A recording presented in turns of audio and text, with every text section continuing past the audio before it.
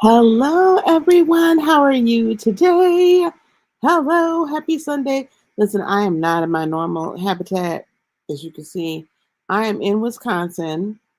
For those of you who did not know, for those who did not know, I am in Wisconsin for the Christmas holiday. I will be returning home on Friday. Um, but I missed y'all, and so much is still happening in with everything that I felt is extremely important for me to come live tonight. We're gonna let people kind of come on in the room. We're live on X. Hello, X. I won't be able to pop over there as much as I normally am today because I only have the laptop and I don't want to lag and I don't want anything else. So hopefully, can you guys let me know? Can you hear me okay? Can you give me like some thumbs up? I probably should kind of check it out on my own phone. If you guys can hear me okay, give me a thumbs up or give me a heart or let me know that you can hear me okay because I don't have any microphone like attached. So we're just using the mic that we've got going on here. So hold on, let me go to my channel and make sure that we can hear me. Hold on, let me go to my okay, perfect. Channel. You guys can hear me. Okay, and good. Make sure that we can hear me. Hold on, let me go to my okay, perfect. Channel. You guys can hear me. Okay. I had to mute that. Okay, guys. Hello, hello, hello, hello. How are you guys doing? Give me some comments. Let me know you're in the house.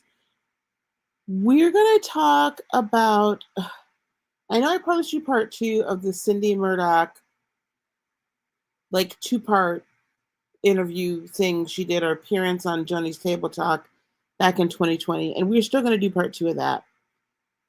What we're going to do today, what we're going to do today is we are going to discuss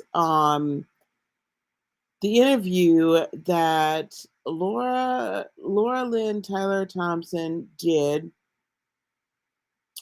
on her own channel, okay? With it's a follow-up interview with Denise Boggs.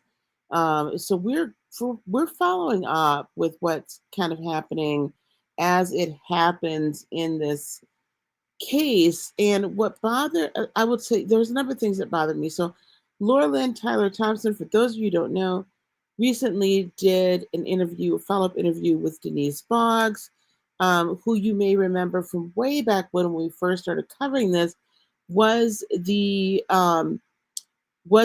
family friend that the family was going to. Marcus and Jonah, I guess, had her on one of their shows, and so she was there, and she was,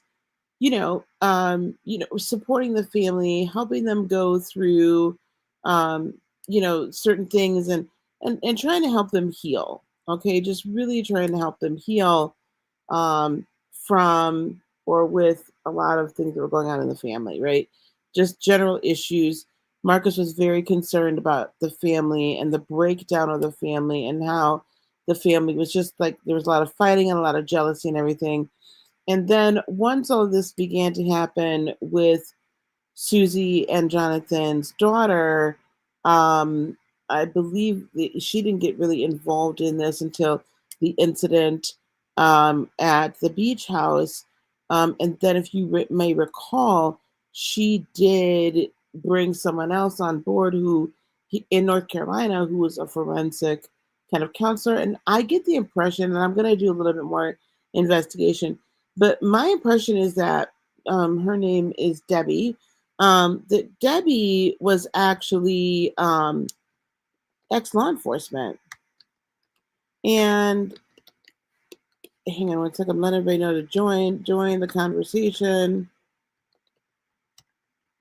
We may actually have a panel tonight, guys. So if we don't have too many things crazy going on, we may actually have a panel tonight. So let me just see what I can do.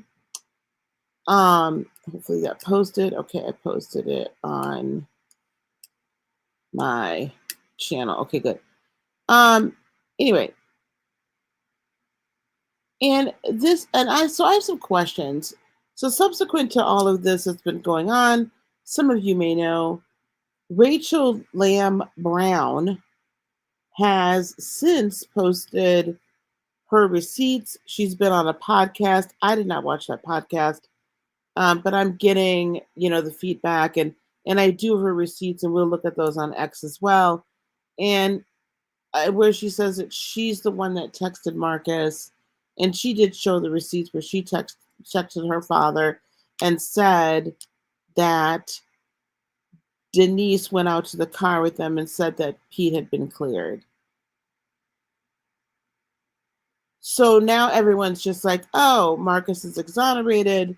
Marcus is exonerated. Everything's fine. Marcus is exonerated. I don't think so.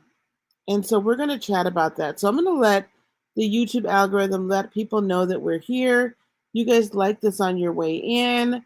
On X, like it on your way in. And I'm going to drop my intro, and then we're going to go on and get started. Okay, here we go.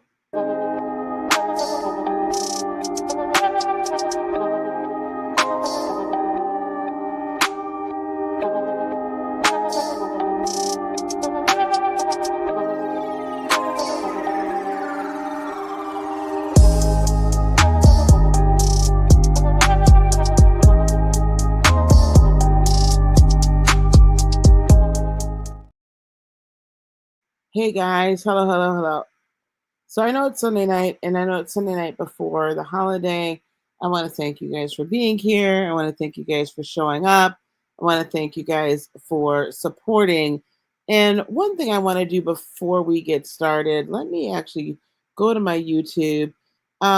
You guys, if you don't already, I'm going to drop the link to one of my kind of YouTube friends. We don't see each other as often as we used to. But she is an amazing interviewer, YouTuber, and she does do some commentary, but it's really, I will call it exhortation for the church. I really do enjoy her a lot.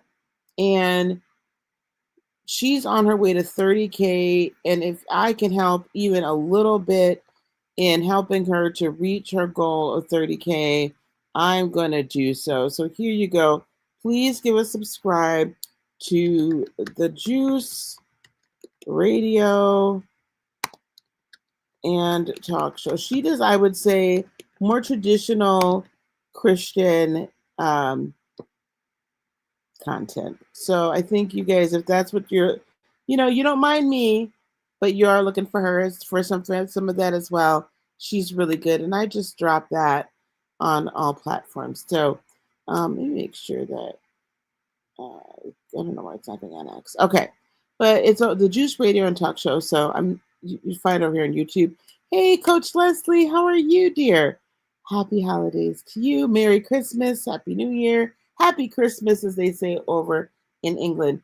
So I gave you guys a little bit of a, kind of download and on what is going on. And you guys know how I do. I meticulously listened to Laura Lynn's interview with Denise Boggs. I put the link in the description. I have pages. I also have Arya's artwork. My granddaughter made me some artwork. So I have pages. We're going to go over it. I'm going to bring it up. We're going to go through it bit by bit. And then we're also, let's do this first. I'm going to show you Rachel Lamb Brown's response first. I'm going to show Rachel Lamb Brown's her receipts. I put the link to this X post down in the description box as well. Okay, so hopefully, okay, there we go. I am going to blow this up. I'm going to make myself a little, oh no, I am smaller, eh? I'm going to do this.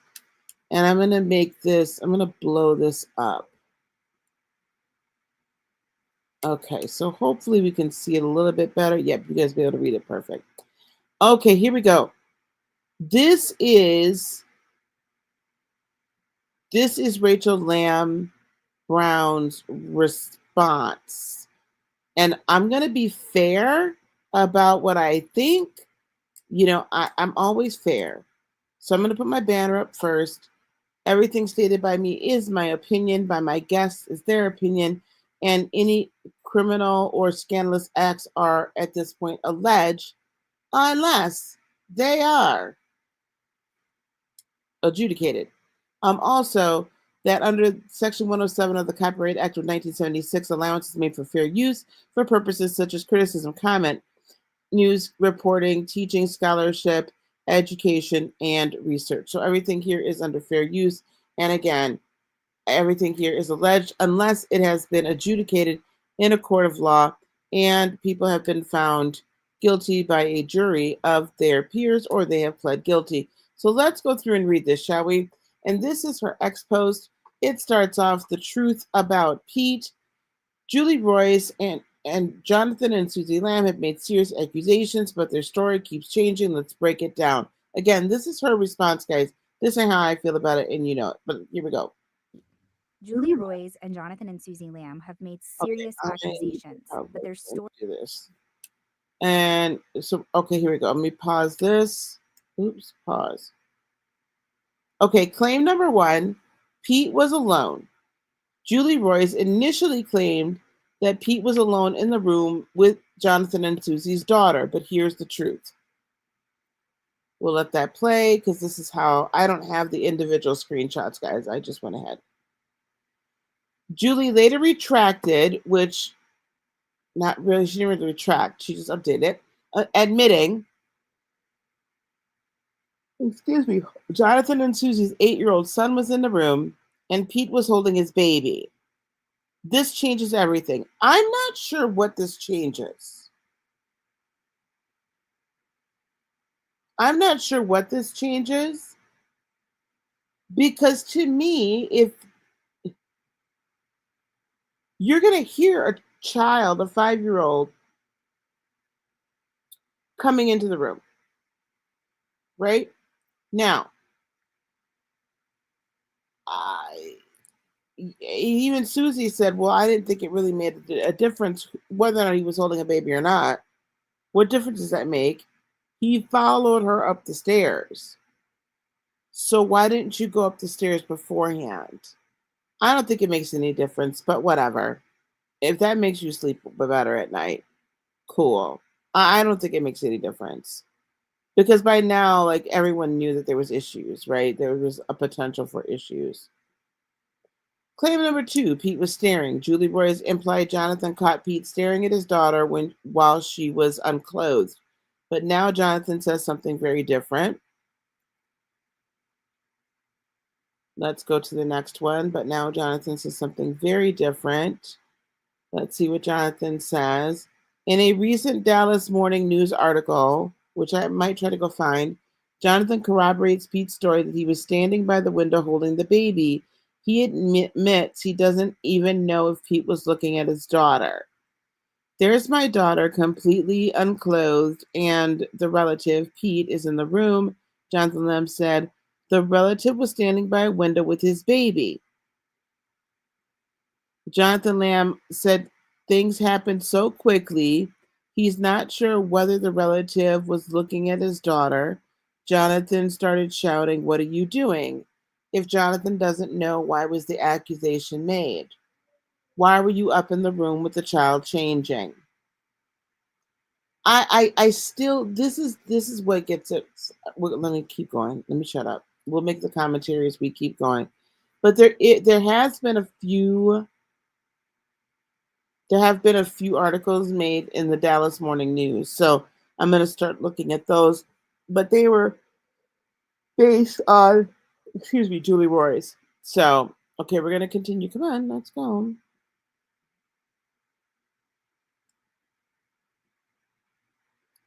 Okay, two massive contradictions. Pete wasn't alone in the room. Two other kids were present. Johnathan admits he can't confirm Pete was even looking at his daughter. How can their story be trusted when the details keep changing? And honestly, can I just say something like for reals though? I don't necessarily disagree with that perspective. And I'm going to tell you why. When we're talking about stories like this, it is very, very important that the stories stay consistent for the court of public opinion, especially, and even if I'm sitting on a jury, I'm going to want the story to stay consistent.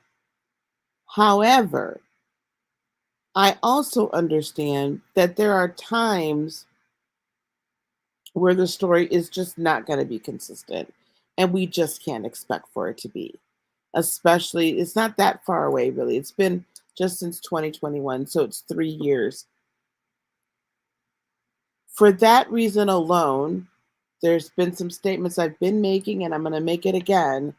For that reason alone, possible inconsistencies in statements and possible memory loss as time goes on and memories shift and they fade and they alter and they change, so that we can, if we haven't released them, if we haven't dealt with them, if we haven't healed from them, they're going to be unhealed. They're going to be rolling around in our very being, kind of icky and nasty. And our consciousness is going to try to figure out a way in order to handle it. Our consciousness is just naturally going to do that. Figure out a way in order to handle it.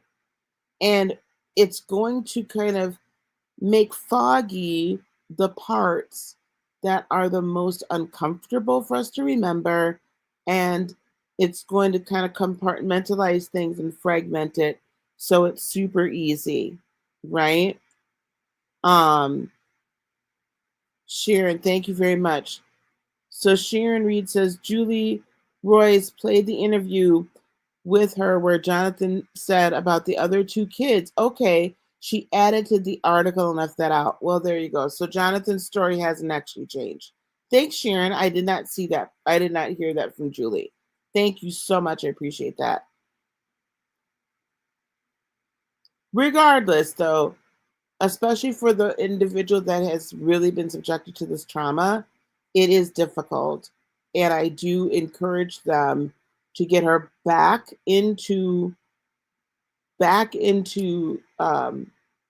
speaking with a counselor, maybe even trying to find a hypnotherapist.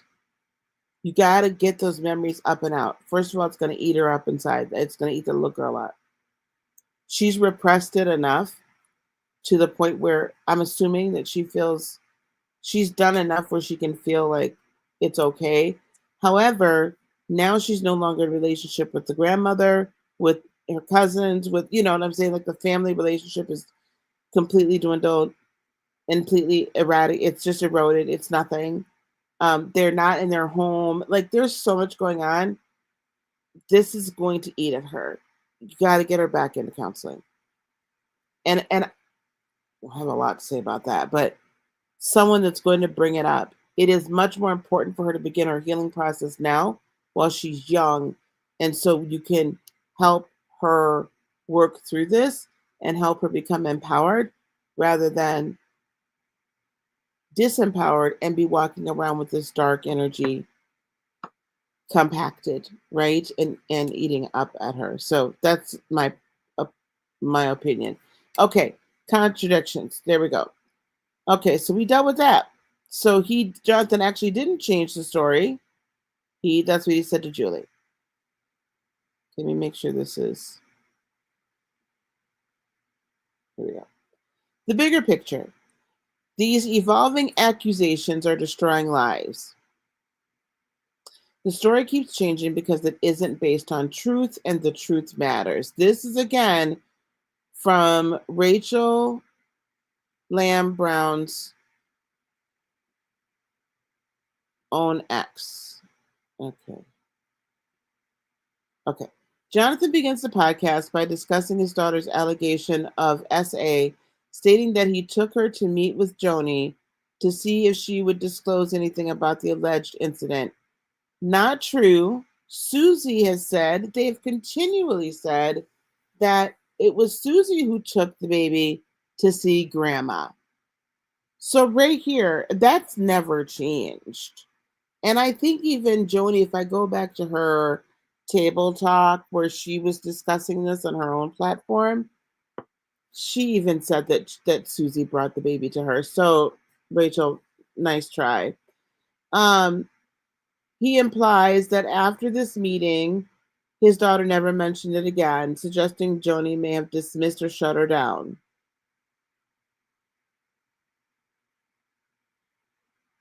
Everybody has said that. The police even, she wouldn't talk to she was talking to the police beforehand. After she talks to grandma, she won't say anything else. Suzy was the one who said that first. However, in a startling moment, Suzy interrupts Johnathan to admit they don't actually know if Joni said anything at all, exposing a significant contradiction in their narrative. I remember exactly when that happened. That was in the initial podcast. Suzy still had not really quite gotten her footing. And I also think that they were also not quite sure what they could and couldn't say. And I don't think that was improper of Suzy to say that because she's trying to make sure that, you know,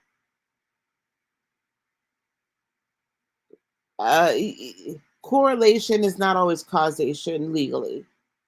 So you have to be careful what you're correlating to causation. However, however, if the 5-year-old was open about everything, no, at no point did anybody say that the 5-year-old had told daddy anything. This was Suzy and Joni. Suzy asked Joni to go with her to help her with the school investigation situation where they were looking for male teachers. They were not looking for children. It's all been Suzy and Joni, the Suzy and Joni show. Joni called for the child. She even admits that. So, Rachel, I get what she's trying to do. God bless her. But, girl, okay, so I don't know which podcast this is, and I'm not watching it. We've seen so many.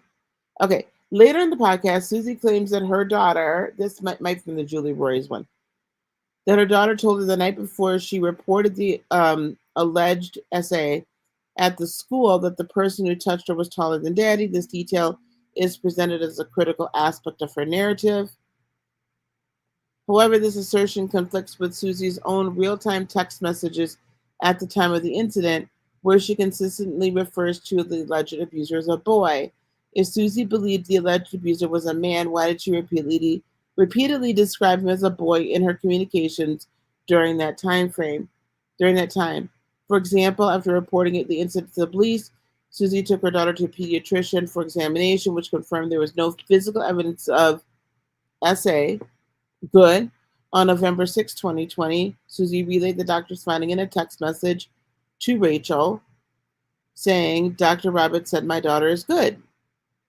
Okay, so that doesn't mean that the little girl wasn't touched. That doesn't mean the little girl wasn't, I hope your kids aren't around. I'll just keep it as touched inappropriately. Okay. You don't necessarily have to have,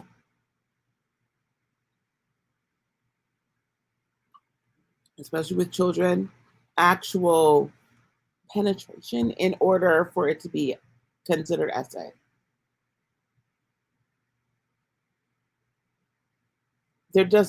Maybe there wasn't bruising, maybe there wasn't, because it wasn't a little bit more of a violent type of attack. Okay. So, and her saying, well, my daughter's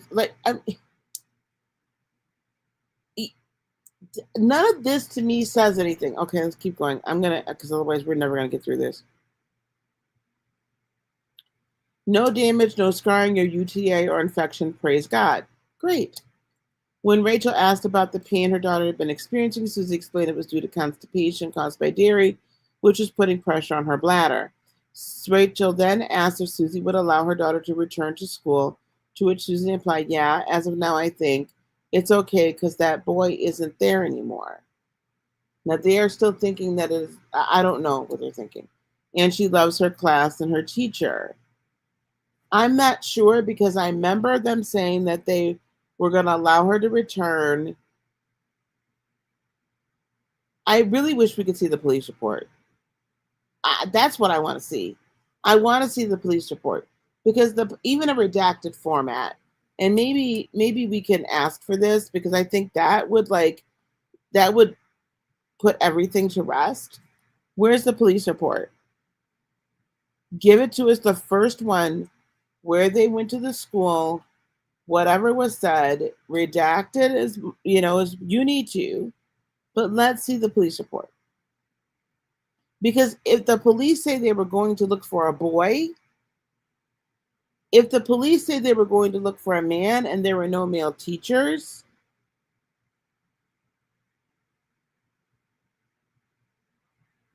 A. B. This is, as I'm reading through this, now this is my first time actually reading through this whole thing. I was just going to go by the screenshots that Lynn Tyler-Thompson had put up. But I thought, let's read through the whole thing because I want to be fair.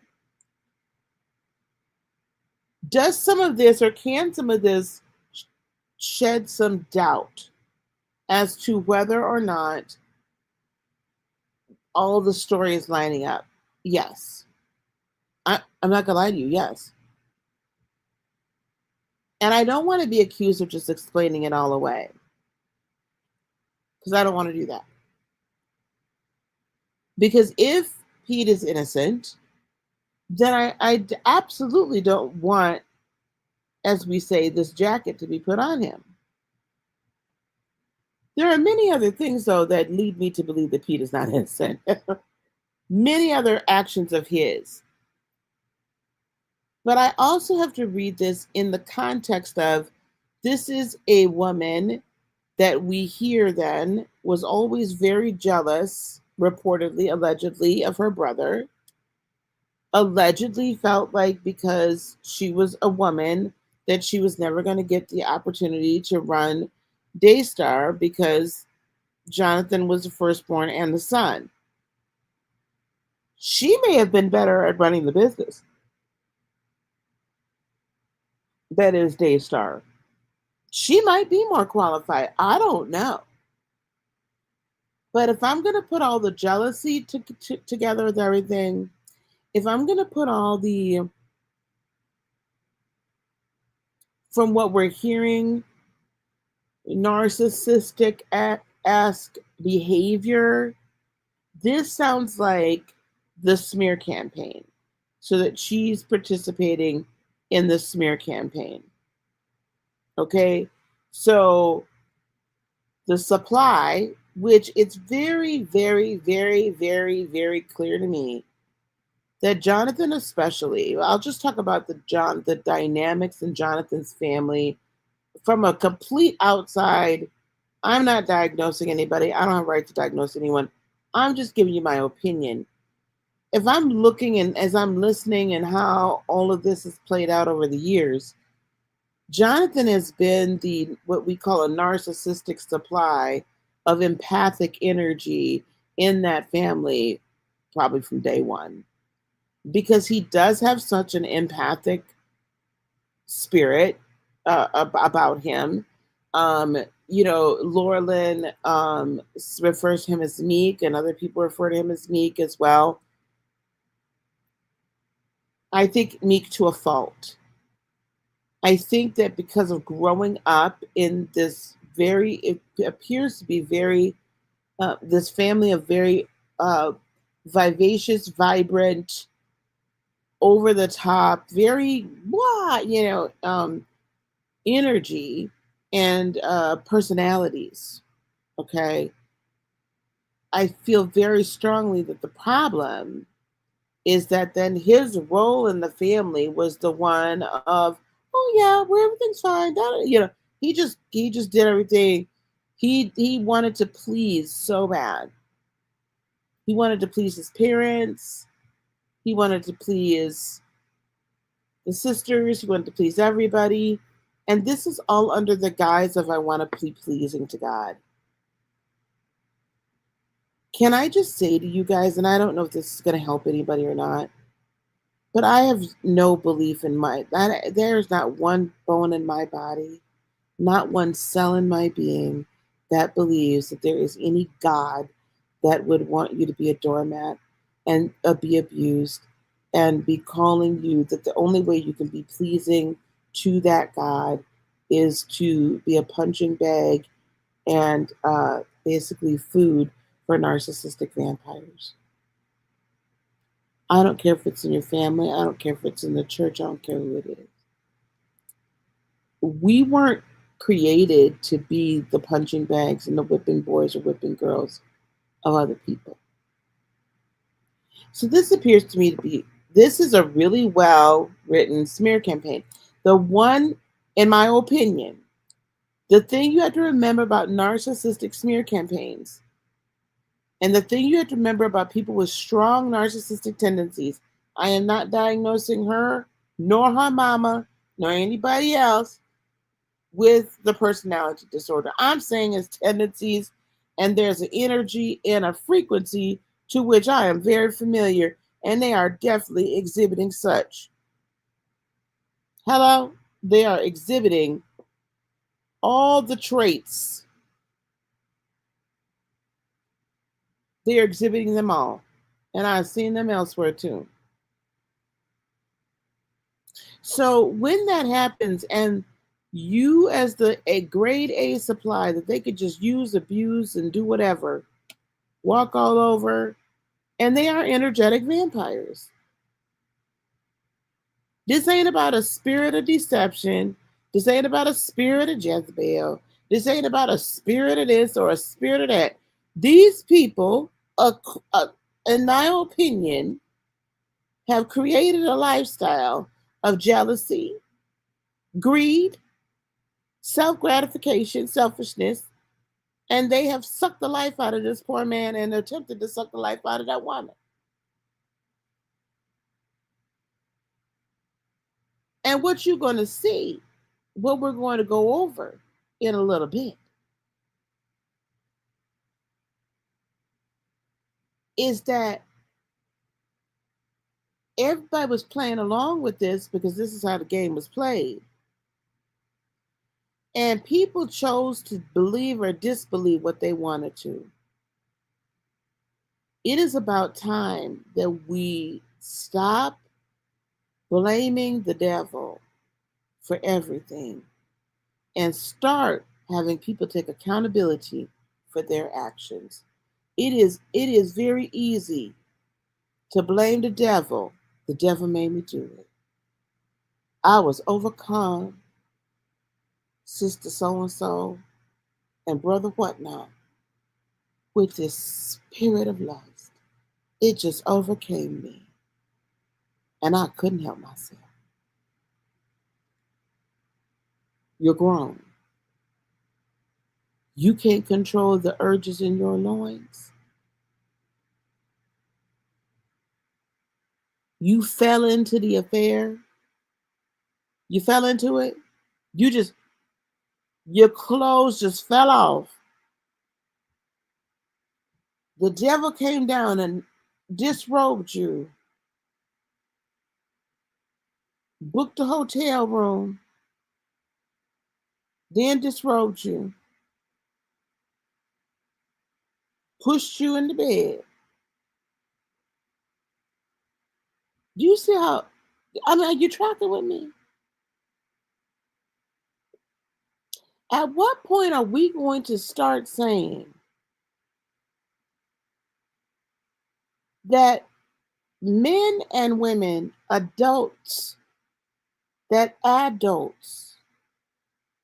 been taught all along, you have a base, you are born with a moral compass. You are born. Human beings are born with moral compasses because of their environment and because of things that have happened to them through their growth, through their upbringing process. Things may happen where their moral compass gets swayed one way or the other. But can I tell you something? Nobody can make you, I don't care who it is, nobody can make you do a darn thing unless you want to do it. So unless you want to take, we have got to start putting the accountability on the person that commits the act.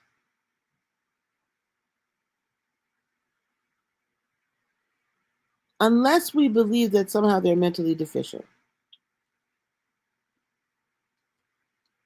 Every word that's written in this response, every word was done by choice, not by mistake, not by some spirit, just wasn't,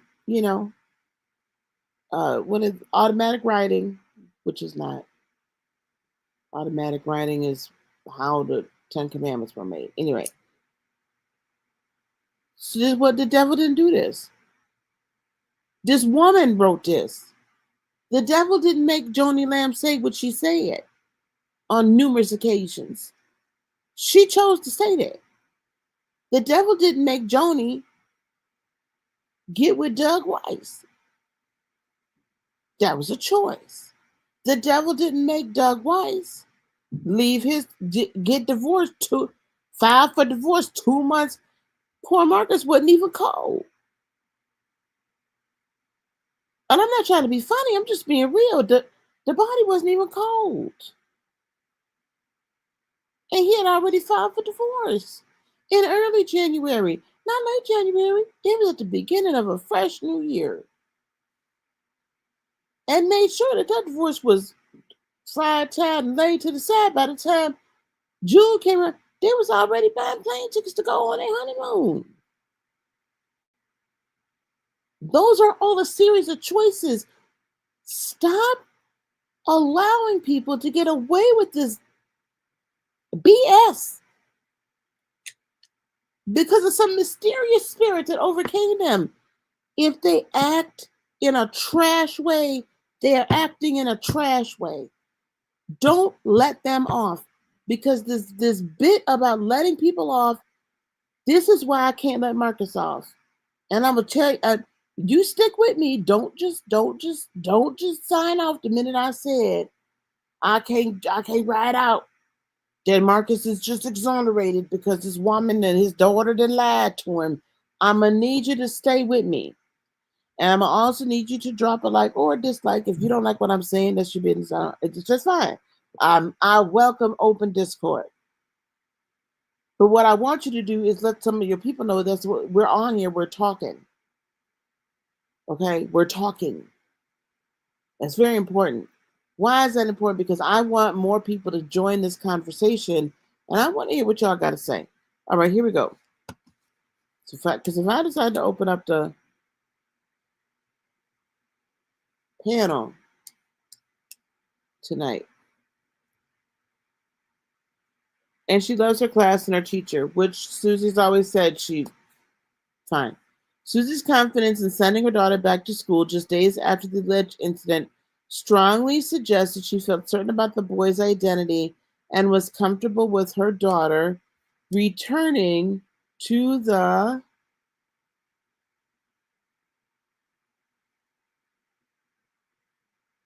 same environment where the alleged abuse occurred. Nobody knew for sure where the alleged abuse had occurred.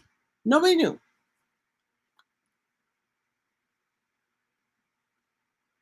This is a twisting of the words. This is a twisting of what was said.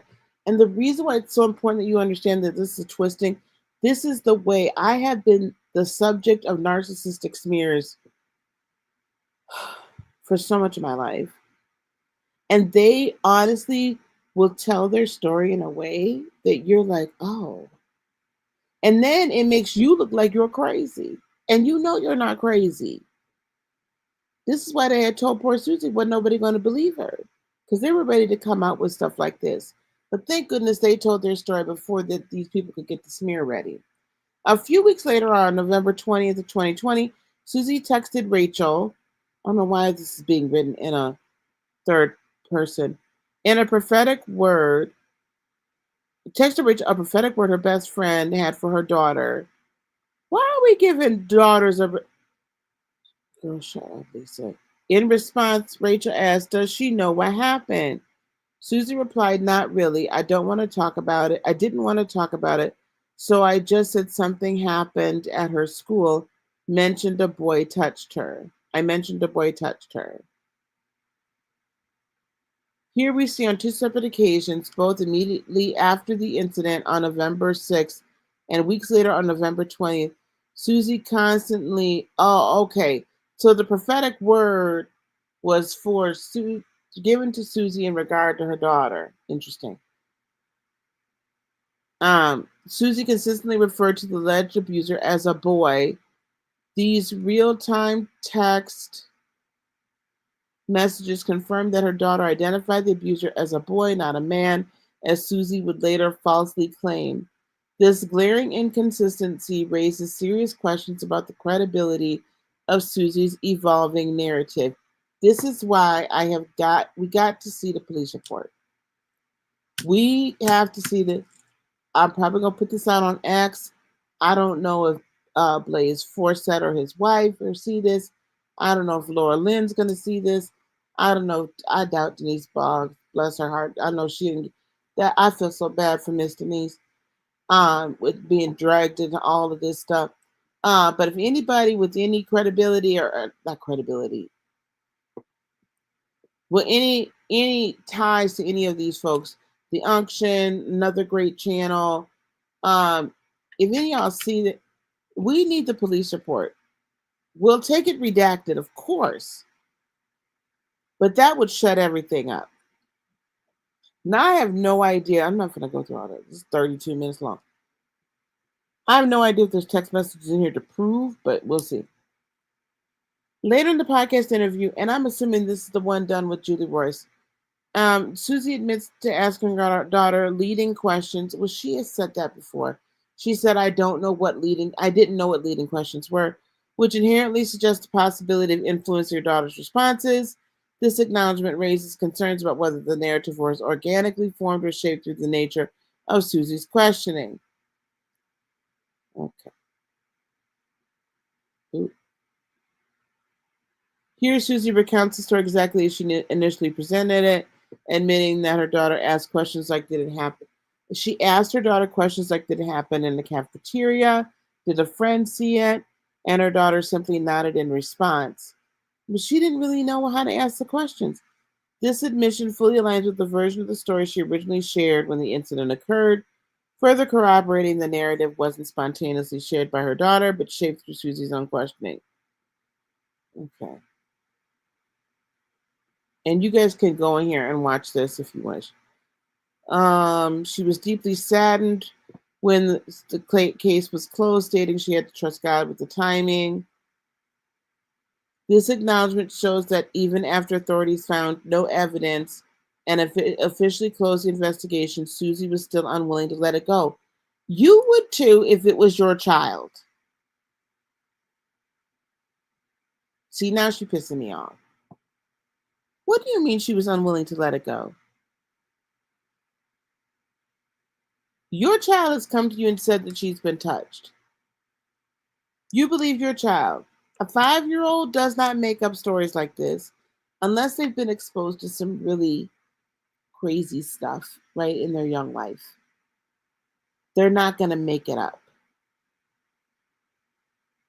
And what should have happened is somebody in this group should have had the child go to a forensic counselor for an interview. See, this is another problem with y'all trying to handle everything under the guise that are during church. You're not equipped to do it because you don't want it to be true, and then you want to just sweep under the rug, and more so sweep under the blood,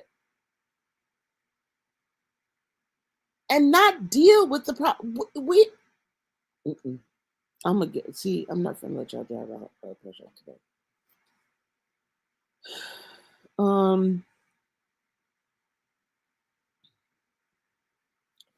Okay, so Suzy was saying she had trust issues. Of course she did. Okay, here's Suzy's reportedly on November 20th. Please pray for me. The daughter asked her last night, why does my school not taught God? I don't know what that means. They never teach me about God, only about plants and stuff. Then somebody else, then I don't know if it's the son jumps in and says, my school teaches me all about God, and we all laughed. I told him eventually he'll move to a school that teaches about God, but when I dropped off at school just now, a surge of anger and pain just hit me. I realized I have some hurt and trust issues and have to work on with Christian schools. Okay. I asked Noni to pray too. I'm assuming that's Joni. Anyway, I feel sick because of what happened. Yeah, first time back there for me since we confronted them.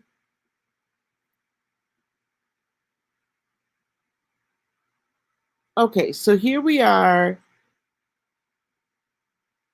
So, oh my God.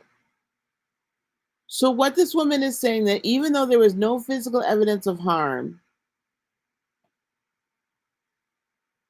she couldn't let this go with the belief that something happened.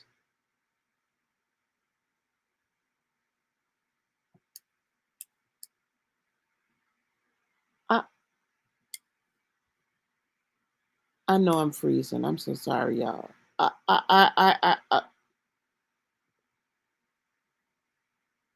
can't.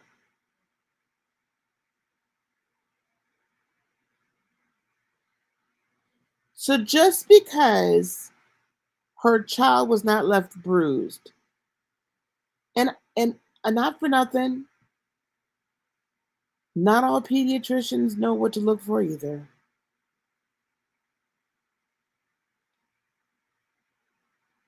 If your child comes to you, this is what I have to say. If your child comes to you and says, something happened to me, and especially if they're under like 8 or so or whatever, can't really describe it. I don't care if it happened at a church school, a public school, a private school. I don't care. I don't care. I don't care where they say it happened. You need to be empowered enough to take your child. Please be empowered enough. I don't care if it was a Christian setting or not. Please be empowered enough to take your child, not just to their pediatrician, but to ask the pediatrician, are you well versed in these types of examinations? I would actually, in fact, rather take the child to the ER. And I'm going to tell you why. Because the emergency room doctors are trained, specifically trained for things of this nature. They are specifically trained to know what to look for. They have psychiatrists and psychologists, counselors that know exactly what to ask, how to ask it, how to get the child to make drawings if need be, bring dolls in if need be, all sorts of things. Then you get all of that down in a report. You make that report with the police department, like the police are notified, police are, and everything. And now all of this is done by people who are trained professionals. Church counselors are not typically trained professionals. I'm going to make some statements. Y'all probably not going to like me very much tonight, but we going to go there because I can't do this. I am not saying anything against a church counselor, nor am I saying anything against a Christian counselor. Not at all. I, in fact, train people that are spiritual life coaches. I'm an ordained minister. I've been ordained since I was 30. Now, while I may be leaning, I'm way more into like a spiritual presentation of God and interaction and relationship. I will say this, that when we have this completely, solely, only biblically based, what have you, what ends up happening is we go based on scriptures that, when left up to certain interpretations, will cause you to lose precious time and will hinder an investigation that's not really, yes, is God in it and God guiding it,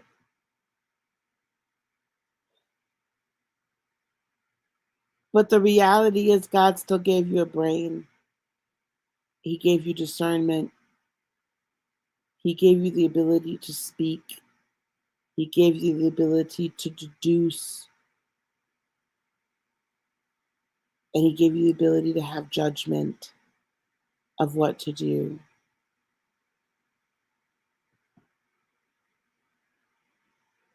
The church counselors will typically tell you to keep it in the church, and that's the last place it needs to remain.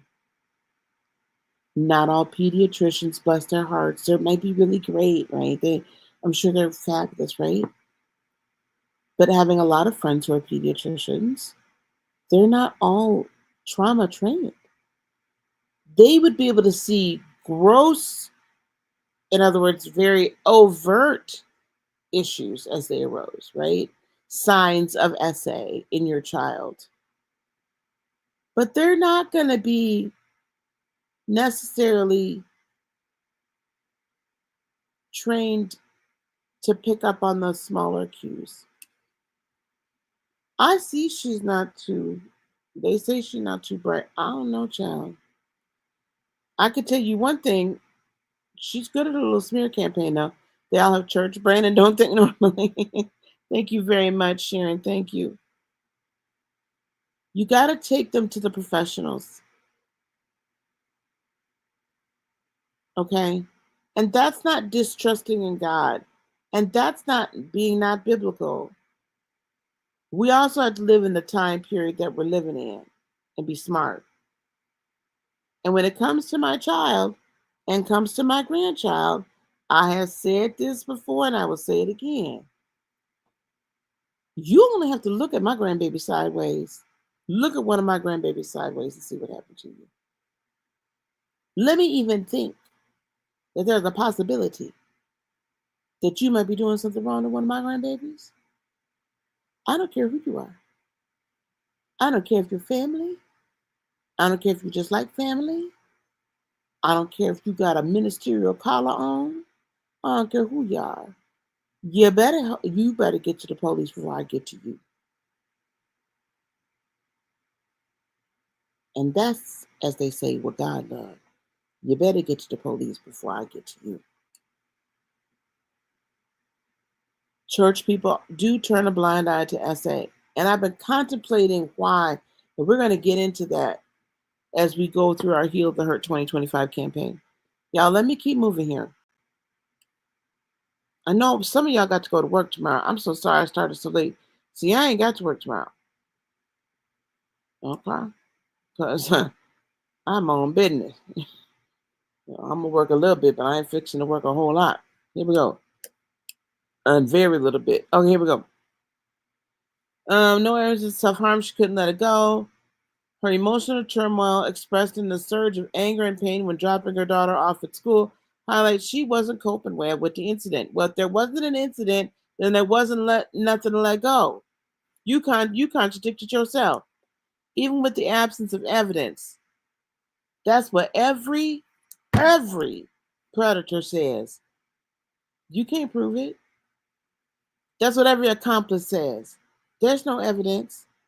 Even in the absence of evidence, Suzy continued to wrestle with feelings of distrust and unresolved hurt. Well, probably at the hands of you and your family, allegedly, my opinion, unable to move forward from what she feared had taken place. I really hope nothing like this happens to none of her children. This ongoing struggle suggests that Suzy's unresolved pain clouded her ability to see the situation clearly, leading her to misplace her grief and ultimately direct her emotions towards a new accusation against someone who's entirely innocent. By not fully confronting her inner turmoil, Suzy's unprocessed emotions distorted her perception of reality, driving her to find blame where none existed and perpetuating a life of unfounded accusations. Let me tell you something. All y'all dealing with some unprocessed emotions. This is the problem in the church. Y'all don't deal with the y'all. Yeah, I'm gonna say y'all, and I love y'all. I really do. I really, really, honestly do. But y'all don't process emotions. Y'all know what y'all do. Y'all say, "Give it over to God." That's not processing nothing. That ain't processing a blessed thing. That's putting another quarter in the parking meter, another dollar in the parking meter, another $30 in the parking meter, another $100 gift in the parking meter, another $1,000 tithe in the parking meter as you park your emotions in deep down inside of you, and you don't process them, and you keep hollering about, well, every time I put this money over here in this plate, I'm giving it over to God. Every time I drop to my knees, I'm giving it over to God. Every time I go to the pastor, I'm giving it over to God. Every time I go kneel at the altar, I'm giving it over to God. Every time I cry out, I'm giving it over to God. You need to process it. You need to talk through it. You need to talk about it. You need to find somebody that's going to believe you. And if that somebody don't go to your church or the church down the street or whatever, and happen to be somebody like me that's like, baby, I hear you. Come on, talk to me. That can see through the cult and can see through the brainwash and can see through the spiritual abuse and can see through the BS that has clouded your brain, because you're being told in order to do this way, you got to serve the man or the woman of God in this way. They are the voice of God for you, and you need to listen to them. They standing behind that pulpit or behind that, in front of that television camera. They got a title. They might hold an office.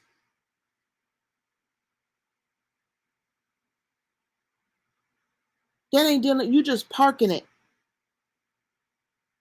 Do y'all know what happens to a vehicle? I'm talking to y'all tonight. I'm talking to somebody tonight. This video might not get too much. This video might not get too many views tonight. But baby, I don't care. Because somebody is going to need to hear.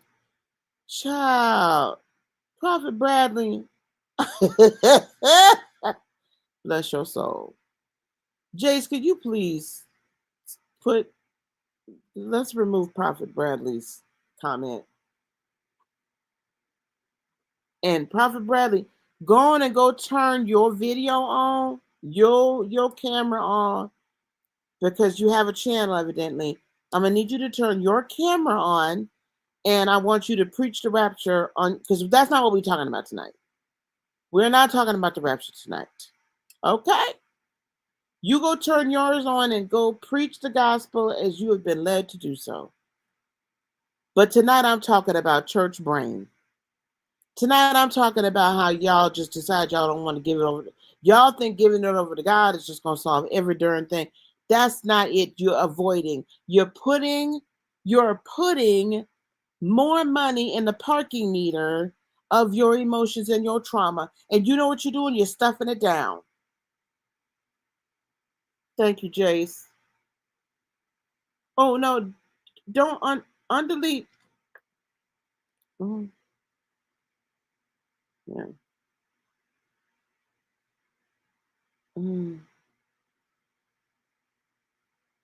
Undelete. Can you undelete Coach Leslie's message? I didn't want Leslie's message removed. Just Jay. Okay, thank you for deleting that comment, sir. I appreciate you. When you stuff it down and you don't do nothing with it, you keep putting the dollars in the parking meter. Because every Sunday you go, you find, baby. Every Sunday you going to church and you listening to this message and da-da-da-da, and they making you feel good, and you get to tangling, and some of y'all might catch the Holy Ghost, some of y'all might not. I don't know what y'all do in y'all church. But You're not dealing with your issues. And then what do they tell you? Then they tell you to just give it all over to God because his yoke is easy and his burden is light. And you can't handle this all on your own and all of this stuff. Yet you've been given power. You've been given power. Greater things than these shall you do in my name, right? In the Gospel of Thomas, though, the in my name part isn't in there. It's because you've already been imbued with the power. But I'll help y'all understand that a little bit later. My point is this: you keep stuffing the trauma and stuffing the trauma and stuffing the trauma and throwing the money and throwing the money and throwing the money, and you keep getting brainwashed, brainwashed, brainwashed, brainwashed, brainwashed. Giving the trauma over to God is not healing the trauma from within yourself. It's not. So that's why people come to people like me. Because, see, I'm not going to let you just sit there with that trauma. We're going to go to that trauma and we are going to examine it and we're going to see who perpetrated it. And then we're going to work on healing it.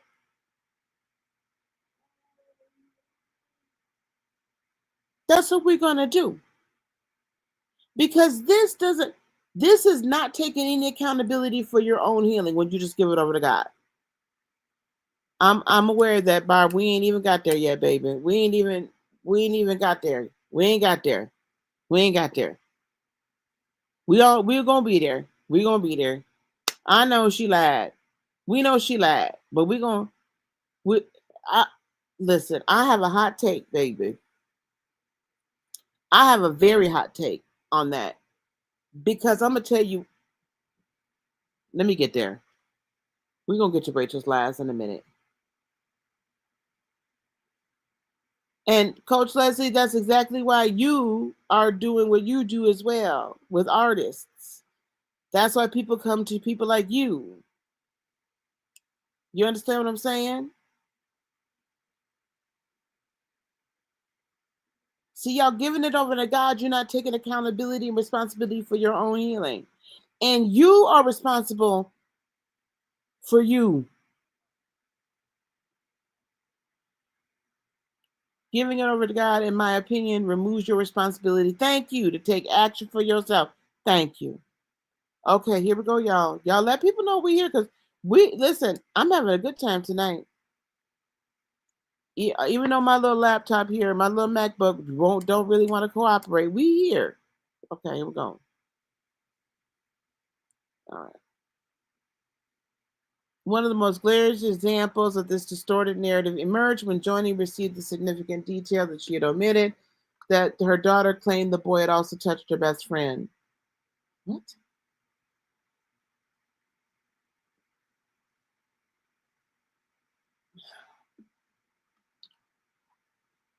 Oh, I remember that.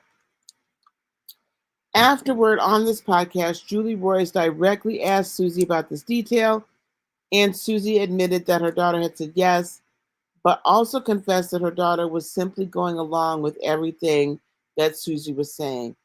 This again, and I'm not going to beat a dead horse, as they say, Suzy was doing the best that she could with what she knew how to in that moment in time.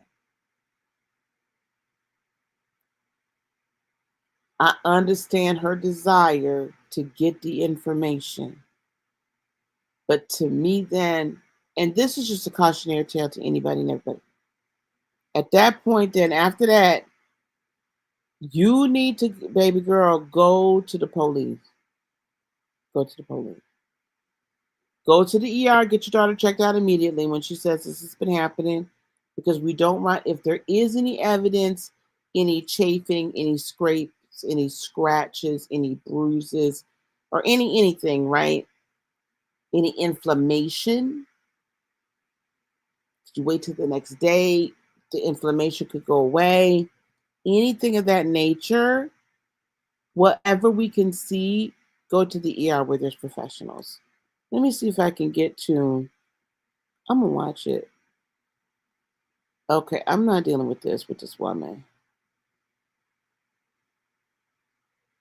And we already know Suzy said the baby was a non-factor. It's a non-factor to me. I don't care if you're holding a child. So he was not next to, he didn't have his hands on her, but he was in the room. Well, what you in the room with a 5-year-old changing? Attempts to justify. Okay. Hang on, because I really don't care.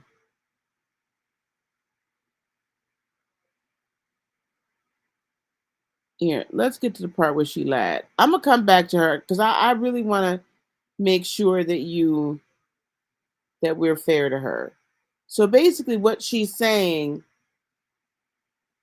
is that she feels like Suzy made such a big deal about all this. This is all Suzy's fault, which now makes me understand why Marcus Rogers referred to her as Potiphar's wife. Now, I still think that was a bad analogy because you're basically saying that Suzy made up a lie about this man because Suzy wanted to sleep with the man. That's the story part. See, this is why if y'all gonna quote scripture and y'all gonna associate scripture with the story, please make sure it lines up. And if it don't line up, please try not to. Please don't try to, because you look foolish. You look like when you do foolishness like that. You know what you look like? You look like you did not pass none of those reading comprehension tests. And reading is fundamental. And I think they may need to bring back what was that school bus show y'all used to watch on TV? The reading school. What was the school bus show? I think we need to bring back the school bus show. I think we need to bring back I think we need to bring back, on Saturday morning cartoons where you should have Schoolhouse Rock. I think we need to bring that back. I think that before anybody should be allowed to come up here and spout off, if you're supposed to be some big name prophet or whatever, or, before you get behind a pulpit, I think we need to do a comprehension test. Like if you're going to go to any of these so-called schools, right? Bible schools, where they teach you the Bible, the magic school bus. Thank you. We need the magic school bus back. Where LeVar Burton at? We need the magic school bus back. Because I am really put off by the fact that most of these pastors today, when I do occasionally listen, I'm like, what is you talking about? How did you? Oh, that's Reading Rainbow. Look, I didn't grow up on that. I grew up on Sesame Street. Well, we need Reading Rainbow back then. And we need the Magic School Bus. We need them both. And I think the Bible school should have it in it. How do you take this and bring it all the way over here? I'm calling that woman Potiphar's wife. Suzy was looking at all options. She absolutely was. Joni always says, come to her. So they did. Absolutely. And Suzy was the one that took the baby. Suzy, after some time, realized that she couldn't trust Joni. It took a while. Yes, Marcus was ineffective. I mean, bring it back. And if you need to bring the Bible edition because y'all so holy, okay, I'm fine. But I'm going to need y'all to bring it back because these people, do they need to watch Sesame Street? Because these people, there are some things that are just not up for interpretation. And that's another danger of hollering about what spirit somebody is up underneath. You can't even apply the spirit. Y'all, let me tell you something. Y'all, some of these people would make the worst prophets ever.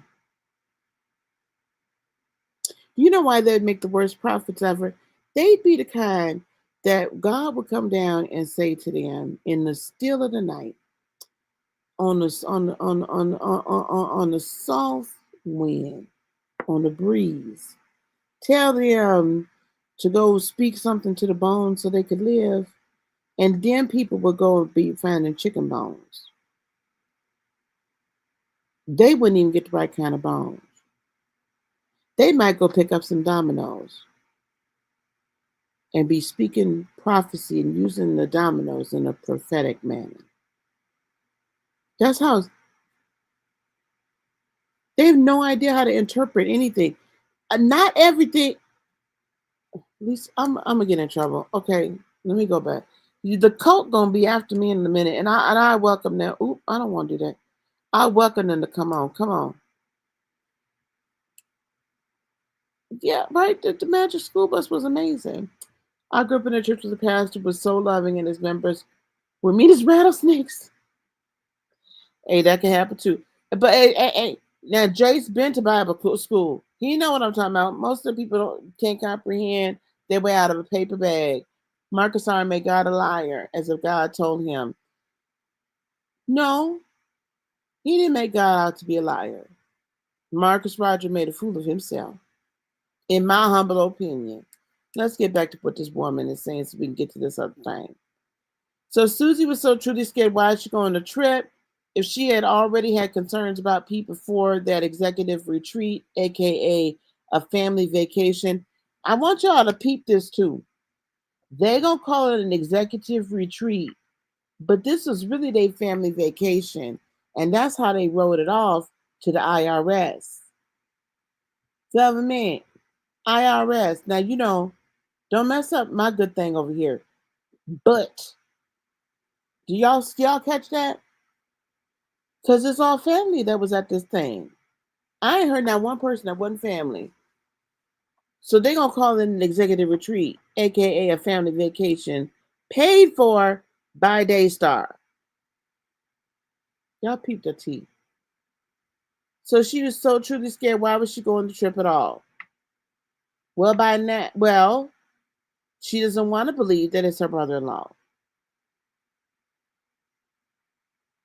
Your sister, sis, was the one that warned her.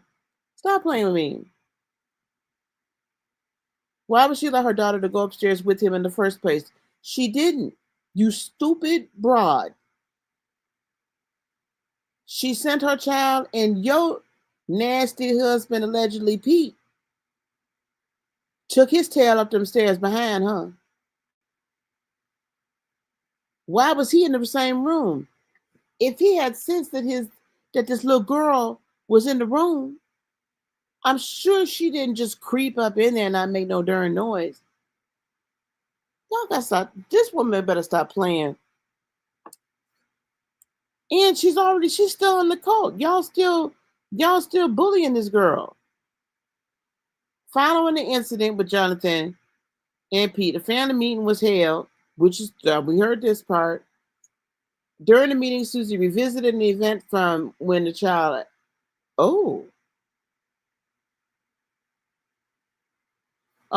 Then she revisited the bathroom incident from previous. Okay, we hear that Joni clearly informed the family that due to heightened concerns about COVID, they would use her on the bed. Okay, we know about this. Right, these measures. Okay, the baby walked in. She's always said that she wasn't sure about that incident. Oh, I'm so tired of this woman already. Okay. After the 2021 retreat, tensions remain high within the family.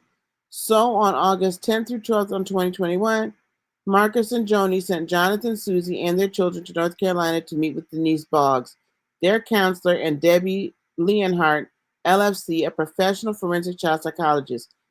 Debbie conducted a full interview with their daughter, who did not mention any abuse.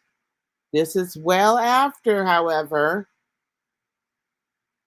the little girl had spoken with grandma, and then they never said nothing again. That's why y'all need to give her a hypnotherapist. Y'all need to give her a hypnotherapist, or y'all need to let her talk to somebody that's not tied up in the church. Because if I'm that little girl, I don't trust nobody in the church. If I'm that little girl, I'm going to need somebody to tell me it's not my fault that Pete may or may not have, that none of this is my fault. We just want her to tell us what happened. We just want her to release this pain. Because you can't tell me the little girl ain't in pain. These dates are fully corroborated by Johnathan Lamb's credit card receipts. Okay, nobody's saying that they didn't have to go. This directly contradicts Denise Boggs' inaccurate claim during her interview, where she stated Pete and his wife visited her first and Johnathan and Suzy came later. This is what narcissists do. They gonna go by every little itsy bitsy bit. Who cares, lady? Who cares? If you don't shut up, okay, so what? So Miss Denise, who is old enough to be your grandmama? Old enough to be your grandmother.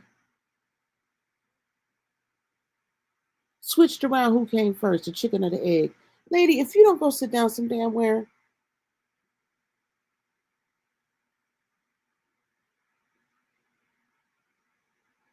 These receipts not only, now she gonna say Miss Denise is inaccurate. Baby. Y'all came for Miss Denise. Mm-mm. Mm-mm. This is why Miss Denise was on Laura Lynn again. The receipts not only exposed Denise's statement as inaccurate, but also highlighted a troubling pattern of misinformation.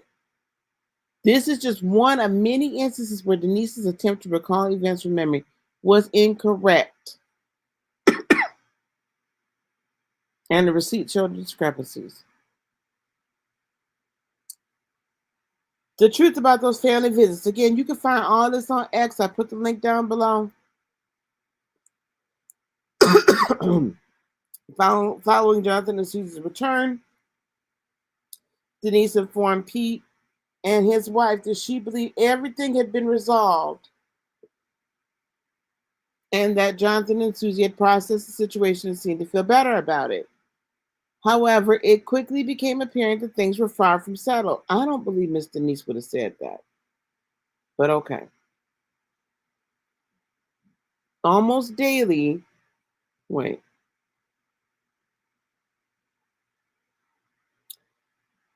how that everything had been resolved and that Johnathan and Suzy had processed it. You know why I don't believe that?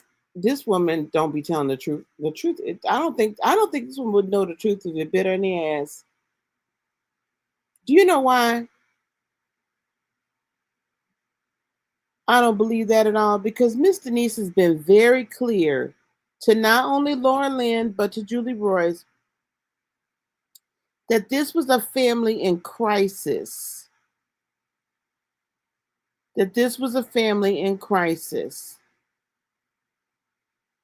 She was already working with the family to try to get the siblings to not be so damn jealous. It was a family in crisis. So I cannot believe just seeing this woman now more than once. You know, I've watched some of her little videos, her interviews. That woman, if there is a truth telling woman, that's it. You lost me when you said that, and you pissed me off. That woman, no. So there's no way from everything that she has said, she's one that believes in you got to get to your healing. She and I may have different perspectives or methodologies, but she believes in it. She knows you can't just, wipe a couple scriptures over it and everything's fine. So I don't believe that for 1 second. For 1 second.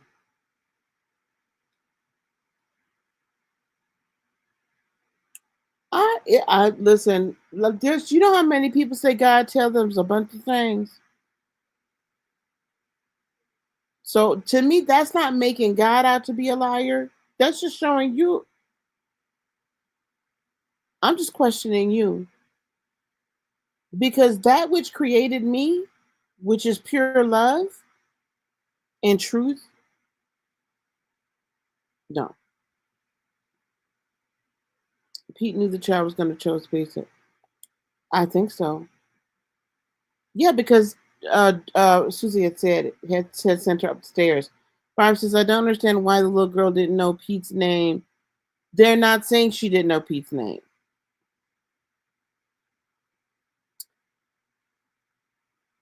A lot of times when these things happen, the child doesn't, especially when it's a close relative, the child does not want to say it was this relative. Plus, we don't know what Pete may have said to this child, so that she would have kept it to herself. She's telling her mother, I want you to envision this. She's telling her mama's losing it. You know, her mom, and rightfully so. I'm not saying anything against Susie. But when I just can imagine this whole scene happening, and just having had children that were not necessarily my biological children, but even my biological children having to tell me something uncomfortable that wasn't even of this nature. My energy, if I did not keep my energy even, and if I fluctuated a little bit here or there, they would freeze up. So having worked with children and teenagers that have been through this type of a essay and things like that, you have to keep your energy very even, and you have to be very calm and very loving and very just kind of, so they feel safe enough to tell you. Because if they think they're going to upset you, especially as their parent, they're not going to tell you. They're going to finagle it so that it's easy for you because they're trying to protect you. Well, I'm sorry, y'all. I know.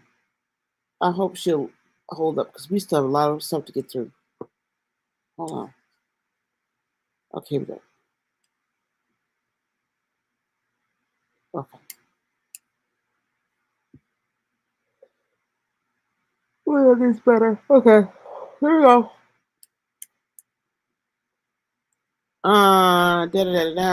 Okay. Far from settled. Here we go. Almost daily, Denise would call Pete and his wife with new claims or issues that Johnathan and Suzy had allegedly raised. In one instance, Denise conveyed that Johnathan and Suzy had talked about their Friday night date night nanny, who claimed that Pete and his wife had come to their house to see the children when Johnathan and Suzy weren't there. Pete and his wife lived in the same neighborhood as Johnathan and Suzy. In 2019, Pete and his wife moved there first. Who cares? This is so narcissistic. This is just like my narcissistic ex-husband who's now gone wherever he's gone. This is what he would say like in court, in divorce court. Like, and the judge was like, I don't care. What are you talking about? This is the kind of stupid crap that would be like so important to him. Who cares if you move there? And Johnathan and Suzy decided to move there after. The two families lived just 100 feet apart, making it common for them to interact within the neighborhood. Okay, what was y'all doing over there when the mom and daddy wasn't there? Clearly, by this point, they didn't want you around. Pete and his wife often walked by Johnathan and Suzy's house to visit the kids or vice versa, but evidently you must have known not to come. This close, casual relationship is evident through a myriad of text messages. After Pete's wife gave birth, she struggled significantly during the postpartum period and several times Pete asked to take the child on a walk to visit his cousins, which provided her a much-needed break. On a few occasions, took the baby there to visit Johnathan and Suzy's home. There were also times that Pete's wife, which then at other spots they say Rachel, so why are you like, stop, please stop. Went on her own to see the kids while Pete was away. Well, you weren't the one touching. Ooh, shut up.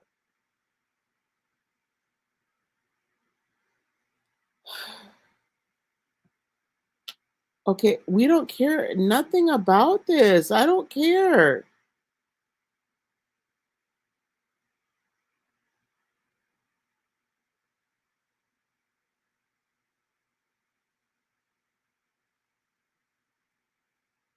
When Johnathan and Suzy later moved just a street away,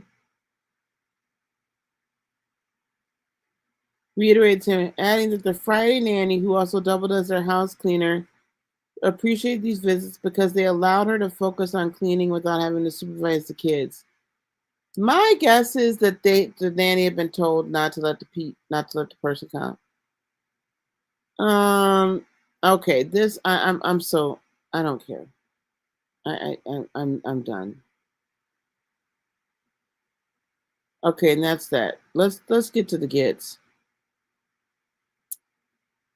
I don't care about these visits. Now, this no sleepover thing, my understanding is Laura Lynn is going to produce some text messages from Suzy to prove that the sleepovers did in fact happen.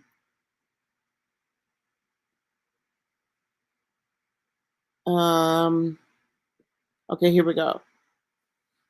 While in North Carolina, Pete and his wife had extensive counseling sessions with Denise Boggs, who shared troubling insights from her recent interactions with John and Suzy's children. Denise recounted an incident where, while checking in on the children, Johnathan and Suzy's daughter unexpectedly undressed in front of her to change. Denise was astonished to find this was the same thing she'd done on the beach and now right in front of her. She went so far as to say it was like a divine confirmation. Pete's wife commented she hoped she didn't get accused of something like Pete had been. This could have happened because some children just like to undress. However, I didn't hear anybody. Uh, uh, so Miss Denise, Miss Laura Lynn, if you get a chance to talk to Miss Denise or Miss Denise Boggs, did this in fact happen? Because now it's out. So did this in fact happen? And again, this could have been acting out too. I need to know if this happened. I'm gonna reserve my thing for that. Okay, here we go. Here's the professional validation. I'm really interested in hearing of whether or not that happened, though. Again, we want to be fair on here. So if the child has a habit of just undressing, just in general, we need to know. But I don't think anybody is denying the fact that Suzy told her to go, told her daughter to go upstairs and put her bathing suit on, and Pete overheard it and then went up the stairs. That it didn't happen the other way around. This is the first time I'm hearing it didn't happen that way. So even Joni was sketchy with how she said it. And she was downstairs, so she really wouldn't know. And my understanding was that Rachel wouldn't know either. Yeah, Jodelle, can you do me a favor? I have to hide your message, but or your comment, but can you just like kids that have been essayed? Kids that have been essayed. Yeah, we can't use like full words here, even in the comments, guys, just because YouTube's real weird. So I have to watch what I say sometimes, and sometimes I slip even. But if you could do that, that would be awesome. Thanks so much. But Jodelle, yes, children that have been essayed or touched inappropriately or traumatized will undress randomly. So that doesn't necessarily say that it didn't happen. But here we go. This is the part we want to get to, and then we're going to get into the video, okay? On August 20th of 2021, Pete. So this is just 8 days later. She made this sound. Oh my God.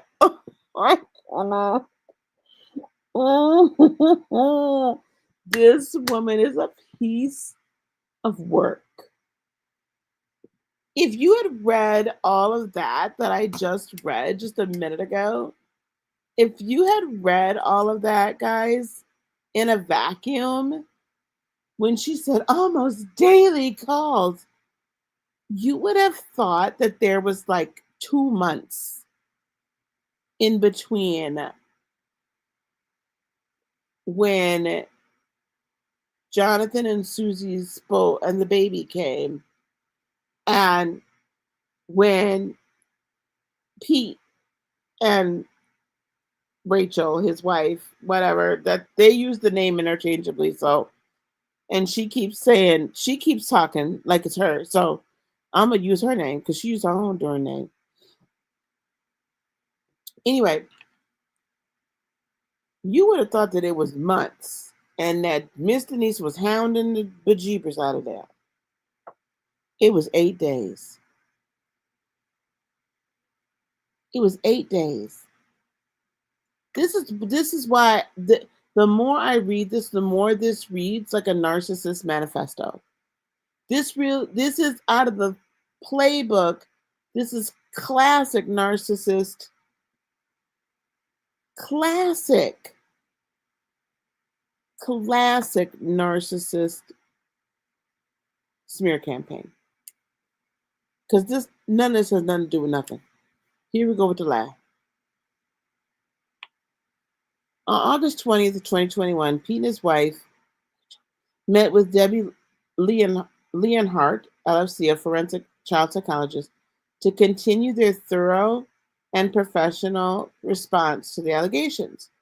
Seeking clarification to ensure the process adhered to professional guidelines, Pete's wife asked Denise Boggs if she could be present during the interview or if Debbie wanted to interview Pete alone. Newsflash, if you're hauled in front of the police, sweetie pie, sugarfoot, honey bunch, he got to go talk for himself. Unless you are a lawyer that has passed the bar and is practicing in that state, you ain't allowed to be in there with him while he being questioned. I'd like to see you try. Denise consulted with Debbie, who confirmed that she wanted to interview both Pete and his wife together. I can see why. No problem. Fine. With this decision made, Denise, Debbie, Pete, and his wife all met, where Debbie conducted a comprehensive and in-depth interview. During the session, Debbie, the licensed professional, asked a series of detailed questions, which both Pete and his wife answered thoroughly and candidly, demonstrating their full cooperation and commitment to addressing the matter professionally. I don't think they have one.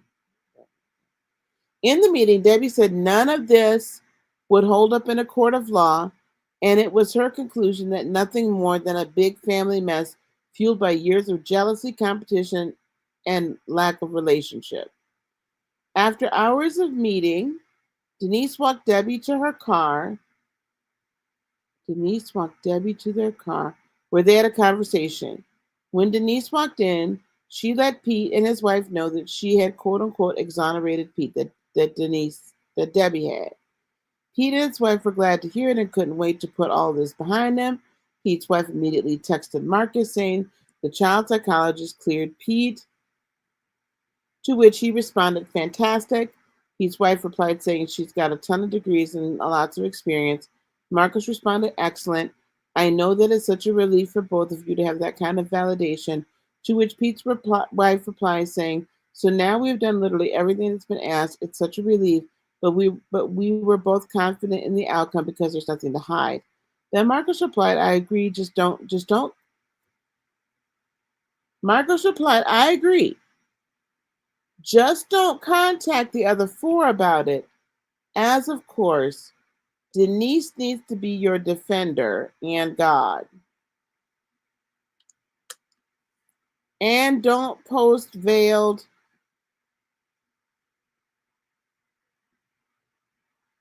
references about it on social media. Marcus knew in order for the family to accept these findings, they could only be communicated by Denise and not anyone else. I don't know what else is in here. This is between her and her father. And it says Dado, guys. So if you're not doing a good job of hiding who the hell you are and who your husband is, let's just stop.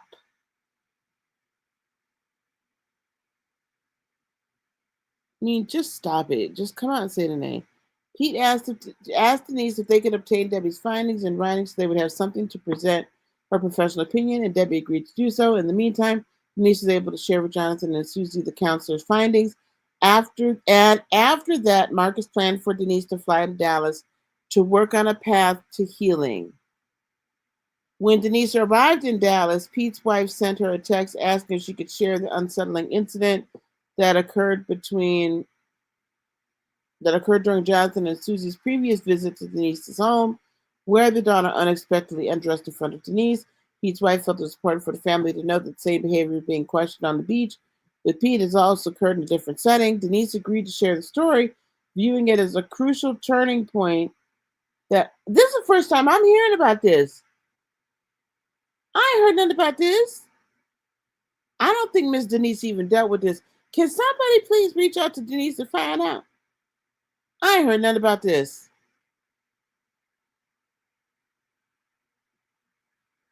This don't even sound right.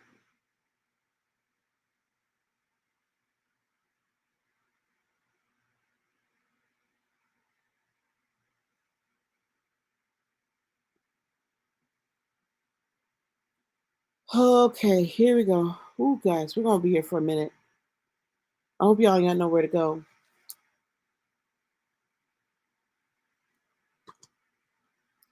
Debunking the cover-up myth once and for all. After the meetings concluded, Pete circled back to Denise to get Debbie's findings in writing.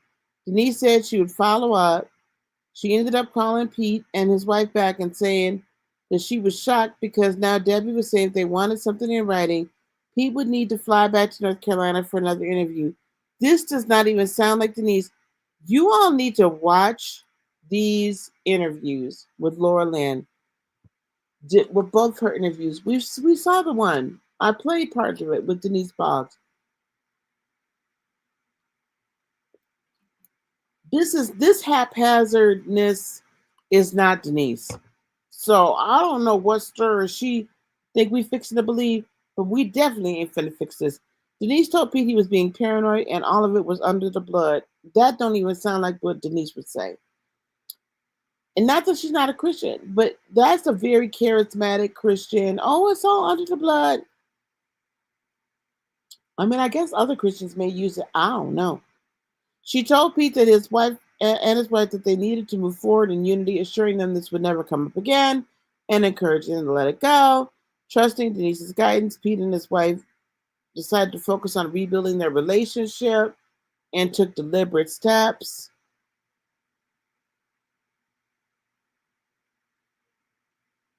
Why would she fly to Dallas? Okay, I can't do this no more with this woman. All this woman do is lie. Oh my God, I'm so tired. This wore me out. All them lies wore me out for the last hour and a half.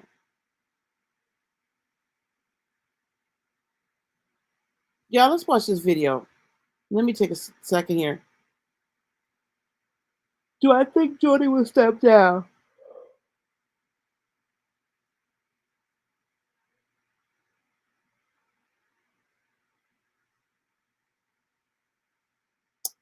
I think she'll be forced out. I think her and the board.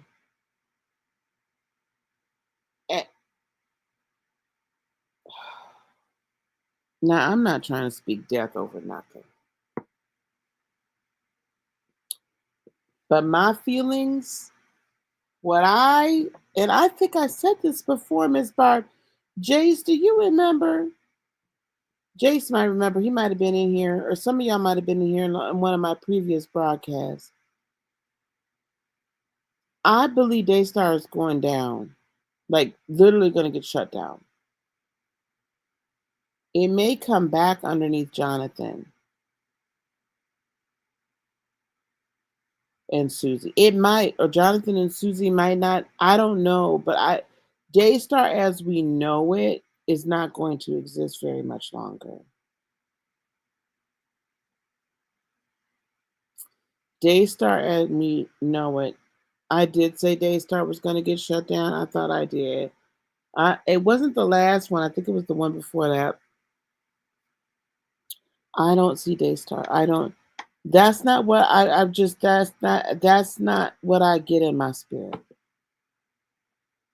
Whether or not it's Joni officially stepping down, or whether she's forced to step down, and then enough people leave the board because there's no confidence. Like, I don't know how that would need to work in that organization because I don't know their bylaws. But I have a feeling that there is a will somewhere that supersedes the will of 2005. See, a lot of y'all missed that when Johnathan was talking about how, I think it was with Laura Lynn, when his father died, it was just a blip, it was just a little blip. That when his father died, his mother brought up this will from 2005. Now, Marcus to me seemed that he was a very organized man, and that legacy was very important to him.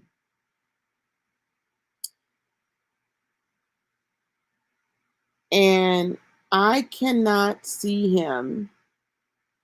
And he seemed to have a very good business acumen. I mean, he built an amazing empire. I'm not talking about Christian or not. I'm just talking about just the business acumen. He seemed to have it all. He really put together business wise. I cannot imagine that man not doing another will once his son, graduated from college or got grown or something. And all of his kids are now working. I know he wasn't planning. No, he wasn't planning on dying. Like, he wasn't sick like for a long time. He didn't plan on that. But I have a hard time believing he didn't have another will. I have a feeling. I have an unction. It can drop down in my spirit, as they say. And anybody that's been on this channel, when I tell you something is probably going to happen a certain way, you can pretty well take that to the bank. So I don't want to be right sometimes, but I am right most all times. It's not gonna last. It's not gonna last in the same way, and I don't see it ending without some sort of criminal charges. Now, whether or not the criminal charges are all surrounding this little girl, I'm not sure about that part. But there's enough potential impropriety with funds, and they're already starting to lose ministries. I know the rumor is Joyce Meyer's ministry may be leaving.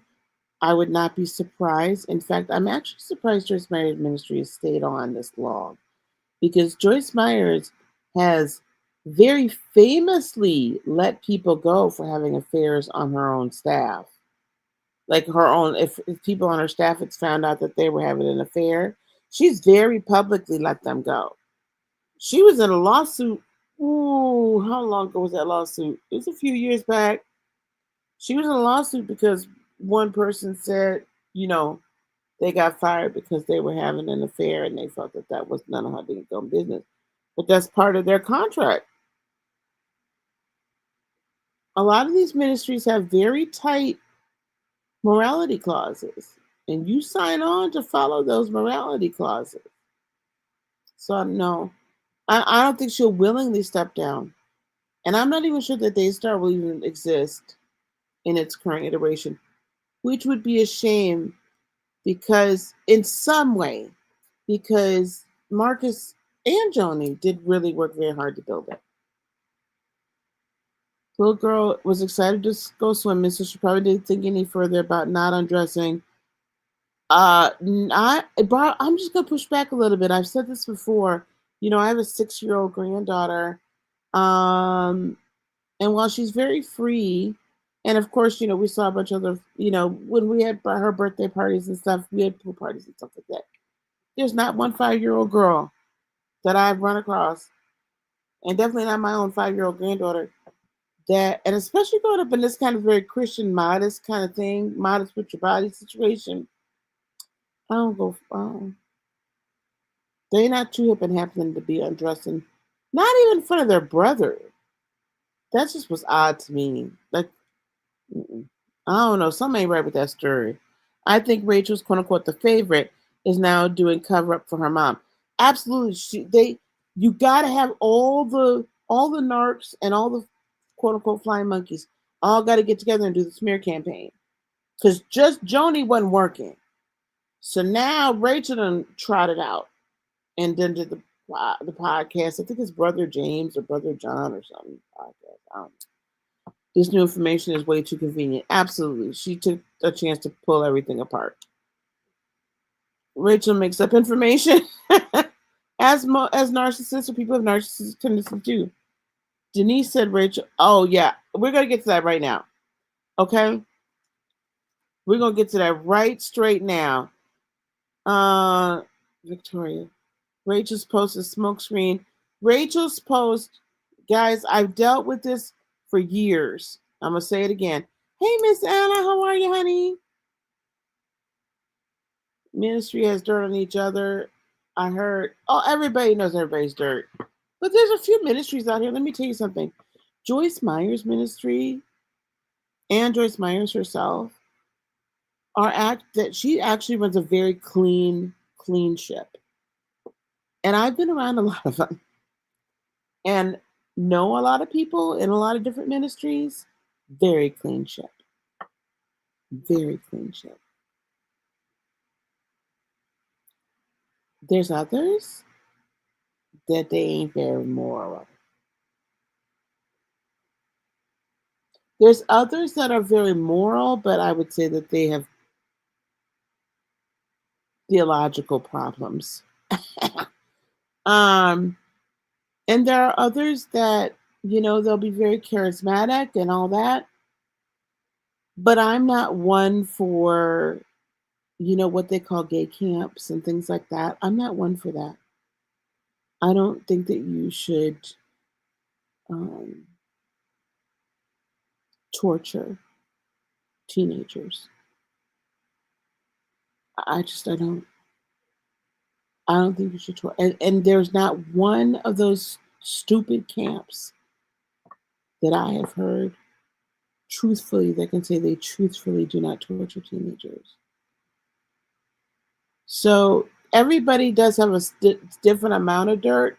There's a lot of, and we're seeing it now. There's a lot of men that they're doing a lot of that have historically done a lot of very inappropriate things. So it'll be interesting.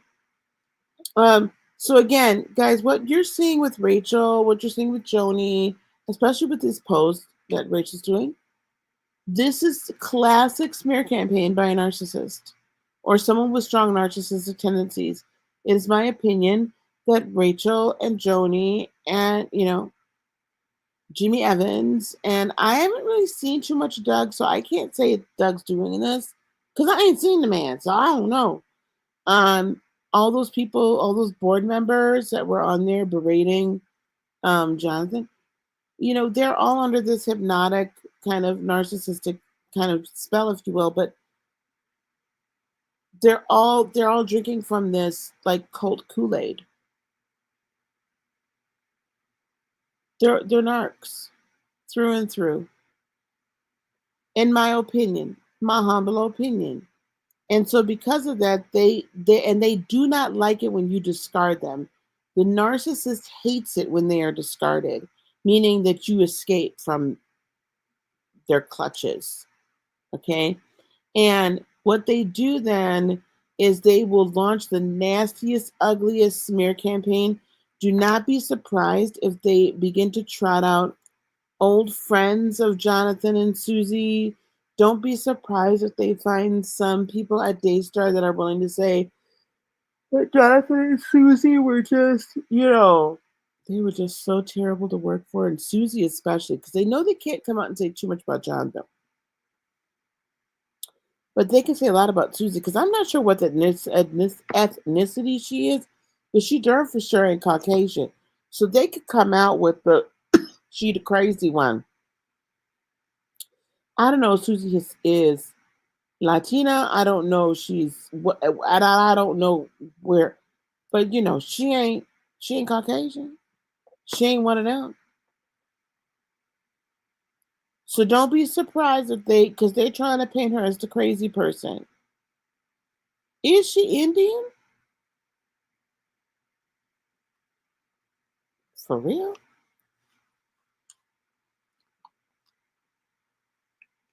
Hmm. Hmm. Oh, well, that's interesting. Don't be shocked then if they're going to start talking about how the class of person, her class, right? Or her ethnic spiritual belief systems, and then try to really do in Hinduism and this, that, and the other, and try to make it sound like she's just, I'm going to tell you guys, if you guys actually study Hinduism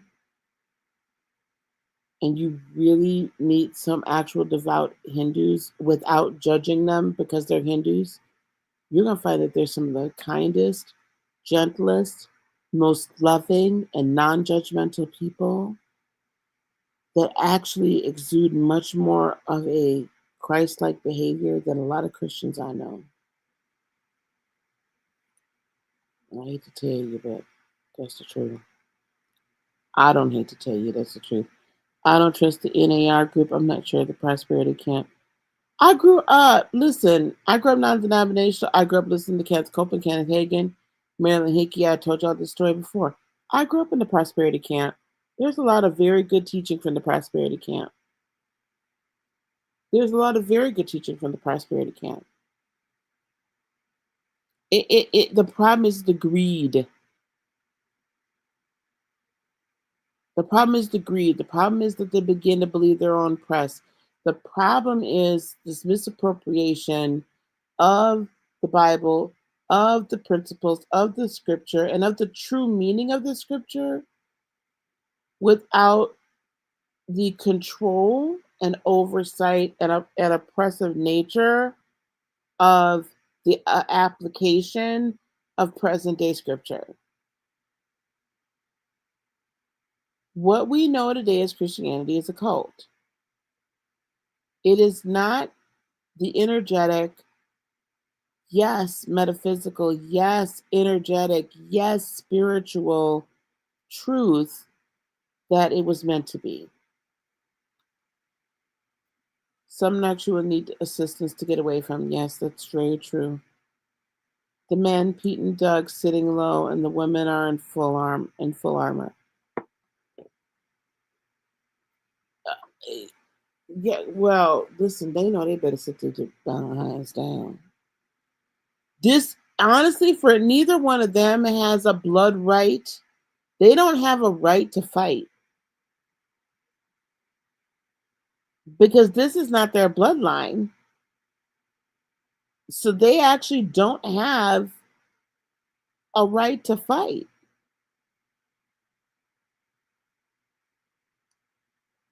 They are the best people in the world. She grew up in her church. I understand where she may have. I'm telling you, if I'm going to think like a narcissist, that's what I would attack her on. Especially in the Christian world, the easiest way to get a bunch of people, the easiest way is to say, well, she pretended to believe in Jesus. She claimed that she grew up in a church, but clearly she has those other religious spirits that are speaking into her. That's why she doesn't trust the Christian schools. Child, please. I know what they'll try. I love Sadhguru. Sadhguru, an Indian spiritual leader, is Indian. Worked with him in the ether for months. He is such a kind. He is beautiful. I love him. That's where the saying I got it from him. That you don't have to be poor to be pious.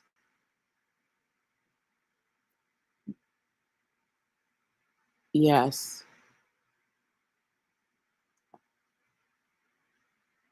Okay.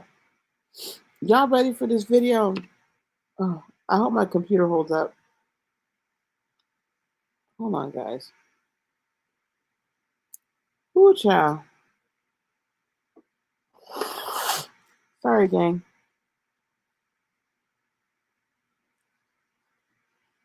When I got here, it was snowing. Literally snow. Literally. Snowing. Let me see if Now, please hit a like on the video. Thank you guys for being here. I so appreciate you. Let me see if I can. Hang on one second, gang. I just want to.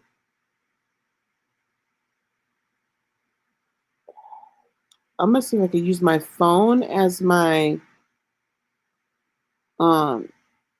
camera.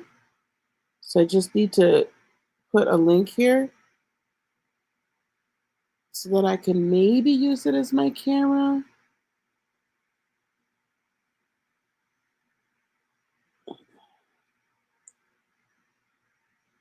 Okay, and then let me open this up.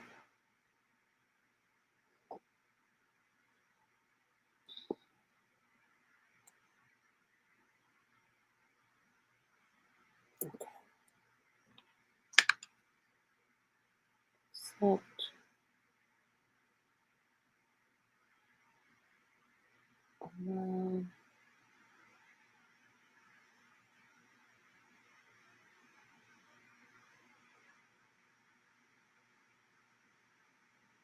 All right, let me see what I can do.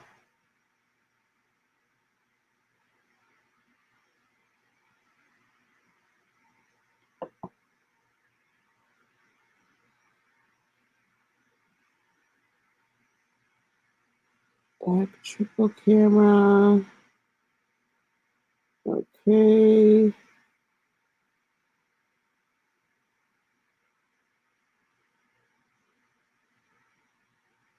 You know what? I'm not going to be able to do that. Never mind.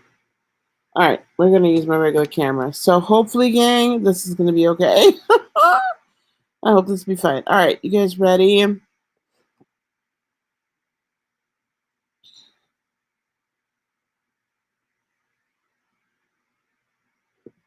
Yeah, they will attack her from all different sides, unfortunately. All right, let's get to the other. Here we go. All right. Okay, here we go, gang. So I'm going to go back on camera and I'm going to give you guys the lowdown on this. You guys know how we do this. This is Lynn Tyler-Thompson. Shout out to her. She's just amazing. I love that she was like the first. She's a Canadian Christian television, I guess, personality, you could say. And she was the first really big one to come out and say, we're off, we're not doing Daystar, we're not doing anything. And because she just couldn't trust him anymore. And she's been all over this like white on rice, and she's been having, people on her channel talk about this. And she even like commented on one of my videos, and I so very much appreciate it. Um, and I'm not letting this go until that little girl gets justice, just like she's not. So once this all came back out again, then once this came out, then here's Miss Laura Lynn, and she's just like, not happening. I'm not letting this happen. And she brought Denise Boggs on her channel. I did not know even really about, because I was traveling. You guys, I got here Thursday, and then that was an all day thing. You guys traveling, you guys know when you're connecting flights, like an all day situation. It's freaking nuts. Um, yeah, it's just crazy.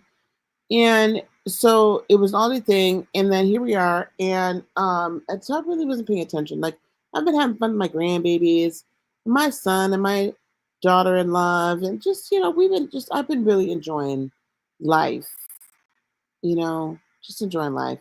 I was not paying much attention to all this, and then this came out, and then I was like, oh no. I was like, oh my. Well, let me get on to the YouTubes and start talking. So that's how we ended up here. So I love her. She's real amazing. I just love her. So here we are. We're gonna watch this. I'm going to, for those of you watching it on the phone, I'm gonna go real small. We will have, I did download this. I do have my notes. I will be playing this fast, but I will have the closed captions showing on the screen. So I will be playing this fast, 1.5, because we've been on here 2 hours. I don't know how much longer y'all want to hang out with me, but we've been on here 2 hours already. So, child, we gotta hustle up because I need some sleep. Okay, we're gonna play it back fast. I'm gonna play it at 1.5. Now, if y'all can't, come back here. Come back here. If it's too fast for y'all, then let me know. Okay, but I don't think it'll be too fast. We're gonna skip to 2 minutes and 49 seconds, where there's been some whistleblowers. That's up. That's, did I share the sound? Hold on, gang. Let me make sure I shared sound. Sometimes I'd be forgetting. Okay, good.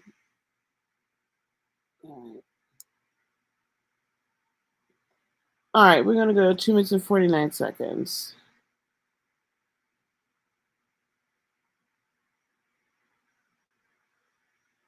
Here we go. Heat up. There's more whistleblowers on all of the different factors of this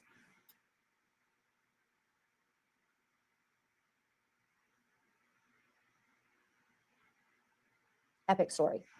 So I'll read here and we can share with you. This came in. I consistently worked with Rachel Lamb, Josh Brown, Marcus and Joni Lamb, and Rose Howard. I just wanted to give some of my experiences of working at Daystar because I want to see this place get what it deserves. First off, I saw in a video you recently did that there were allegations of the crew smoking, drinking on campus, and Rachel having a drug problem. I never saw any of that. In fact, I would say that most of the employees' crew were excellent to work with. They were kind and hardworking people that were there because they believe in the cause of Daystar, but they were sold a basket of lies by the organization. There is nothing Christian about Daystar. As much of a show as they try to put on, it is all about the Lamb family and about money. The way that they talk to people on camera versus off camera could not be more different. Profanity-laced outbreaks from Marcus were a regular onset, if anything, was slightly delayed because we were doing our jobs and trying to make things look and sound as good as possible. Rachel was a tyrannical dictator that thought she was the voice of God to us. The film team literally operated in fear of her. She would threaten people's jobs constantly. She is the epitome of a mean girl. She would be fake nice to you one moment and the next moment be screaming at you. In her eyes, Daystar is there to serve her and make her famous. I was hired for multiple projects only to arrive and find out that we were doing a lifestyle shoot for Rachel and Josh's personal blog and YouTube channel. The film team even filmed Rachel announcing to Josh that she was pregnant with their first child. The entire film team knew before her own husband. Everything was about how can we turn this into content about them and make them famous. So we see that basically Daystar, what I find very interesting about this is that this is not unlike kind of what we're seeing right now amongst like influencers or anything like that, like reality TV shows. Like this had just become basically like a big reality TV show, you know, and they wanted to be famous. And so they wanted to be Christian famous. So it's unfortunate, but it's true. Oh, that's not where I want to go. Let me close this. I need to close some of these so that they don't. So I'm not running too much. All right, here we go. After each project, I sent the invoices to Daystar and they were paid by Daystar. I don't know if they were reimbursing Daystar, but I seriously doubt it. We were on a project abroad for 2 weeks. The entire time, Rachel complained about the food. She demanded that we go to McDonald's as much as possible. The local food was awesome. She was just spoiled and unwilling to try new things. While on that project, we consistently worked 20 hours a day. And I will proudly say that we created some incredible imagery and captured amazing stories. What did Daystar do with it? They turned it into little clips to help them have a televangelism telethon and raise money. I watched Marcus play our clip about a man that was nearly executed for being Jewish and then say into the camera, "You don't have enough money for rent this month?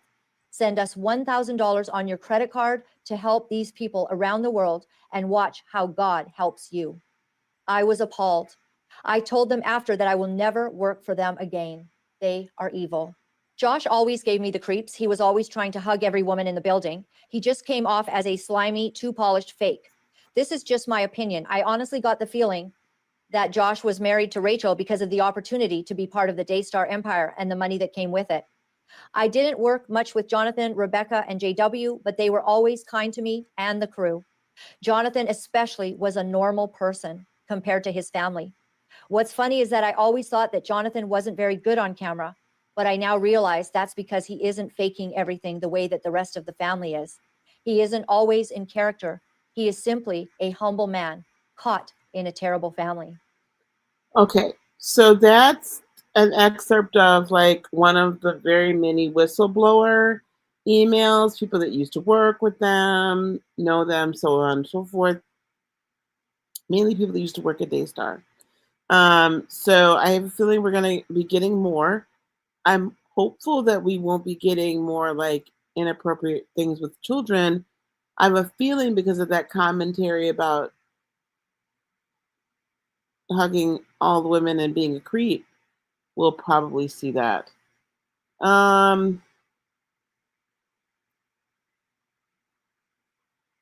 Okay, 9/11. So at 9/11, we're going to hear, this is going to be Miss Denise talking about that she respected Marcus and that he saw the jealousy. Here we go. Much respect from Marcus Lamb. He, in the midst of seeing what we're now seeing is a very dysfunctional family. It appears that in letters that you were copied to even, he spoke of this dysfunction in the family, jealousies between the siblings. He was quite concerned about it. He felt that even years before there was the situation with Pete at the beach house and the concerns about the SA, it did seem that the kids were a problem and he wanted help for them. And would you say, and tell me in your own words, how Mr. Marcus Lamb wanted healing for his family and enlisted your help?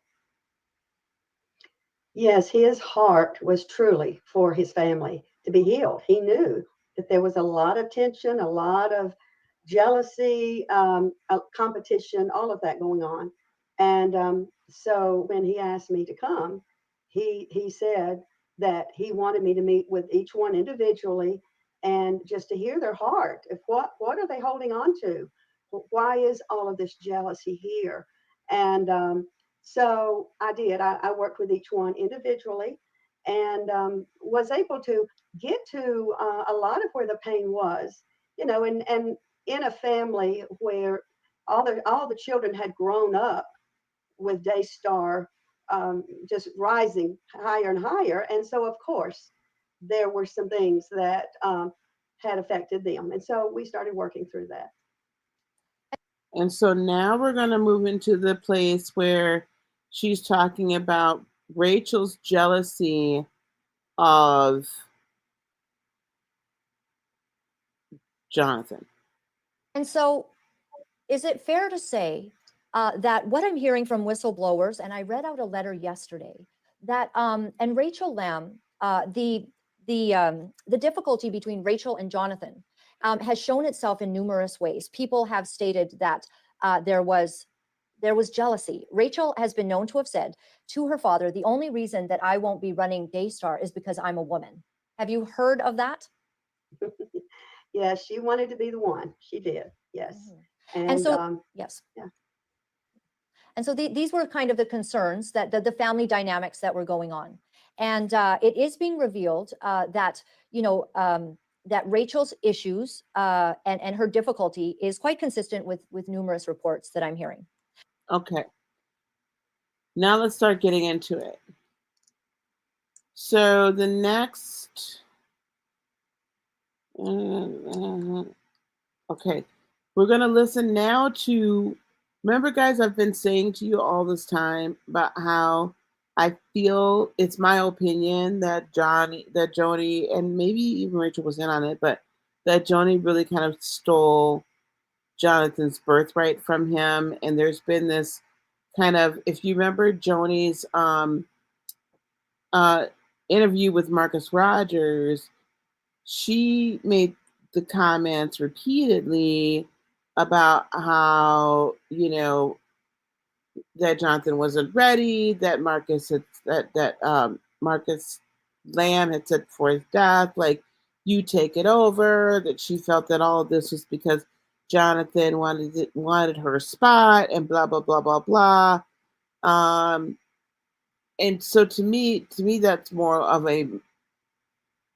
being a mother and a grandmother. I was like, I can't even imagine ever saying anything like that publicly about my own child, let alone really feel it. And you could tell she that's my opinion, that she wanted it all for herself. But let's talk about what Marcus is. Now, this is all relatively close to when Marcus just passed at the end of 2021. So we're talking 2019 to 2021. That's not a lot of time. Okay. I think, so that's not a lot of time.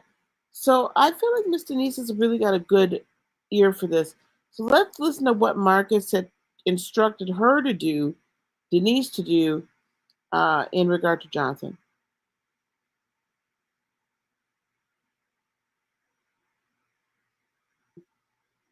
To come forth and share. Right. And before I'd like to just read your letter and just to, Okay.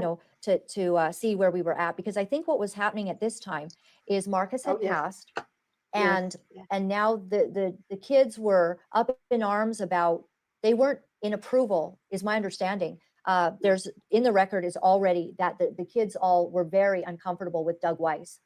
The kids were uncomfortable. But before I read the rest, can I confirm that when Marcus was alive, there was a certain aspect of this he wanted to speak with you about, and that was to help Johnathan, to prepare him for his leadership role one day. Is that correct? Oh yes, absolutely. I can recall 3 distinct times that I had conversation with Marcus on the preparation for Johnathan for the role of taking it as the president. And so when we would talk about it, and he would say, Miss Denise, I know he's the firstborn, he is the son, and according to biblical, the way it is in the Bible, he will be the president. Carry on. But he said, can you help him with some things? Sometimes he's held back and doesn't come forth and speak strong on things. Can you help him? I said, absolutely, I can help him. And he'd kind of come back to you and say, have you started on this? And are you working on Oh, this? yes. He would ask me, he would ask me, have you been talking to him? And what I did with Johnathan, I don't mind saying, I ask everyone, who do you relate to in scripture? I even asked Marcus himself, who do you relate to in scripture? And so I asked Johnathan, who do you relate to in scripture?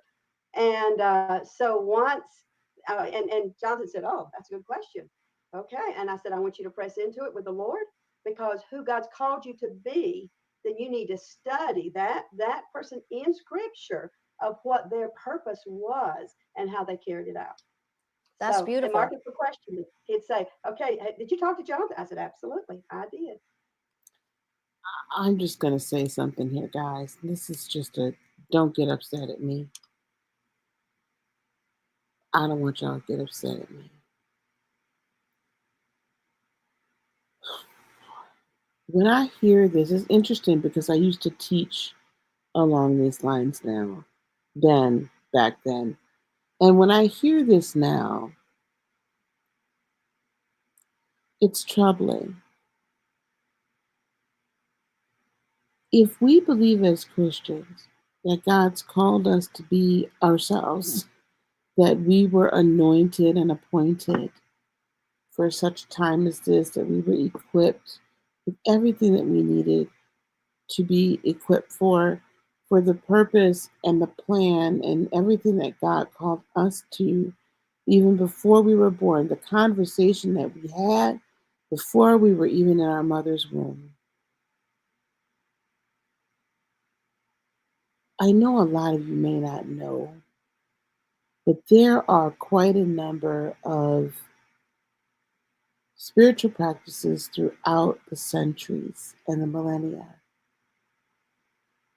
that encourage one to investigate their ancestors, or there's stories that are told or whatever that signifies certain traits in people or human traits.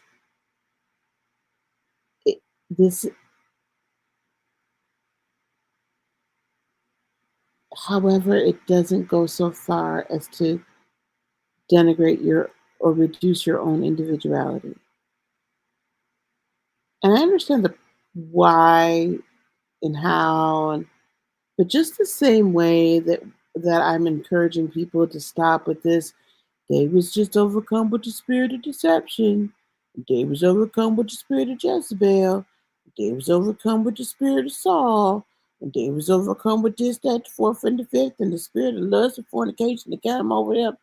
And start taking accountability for yourself and your BS. I'm going to ask you to take accountability for who you are, who you're meant to be. And take on the responsibility of being that person. Because this gets a little, what some of y'all might even would call like a little witchcrafty.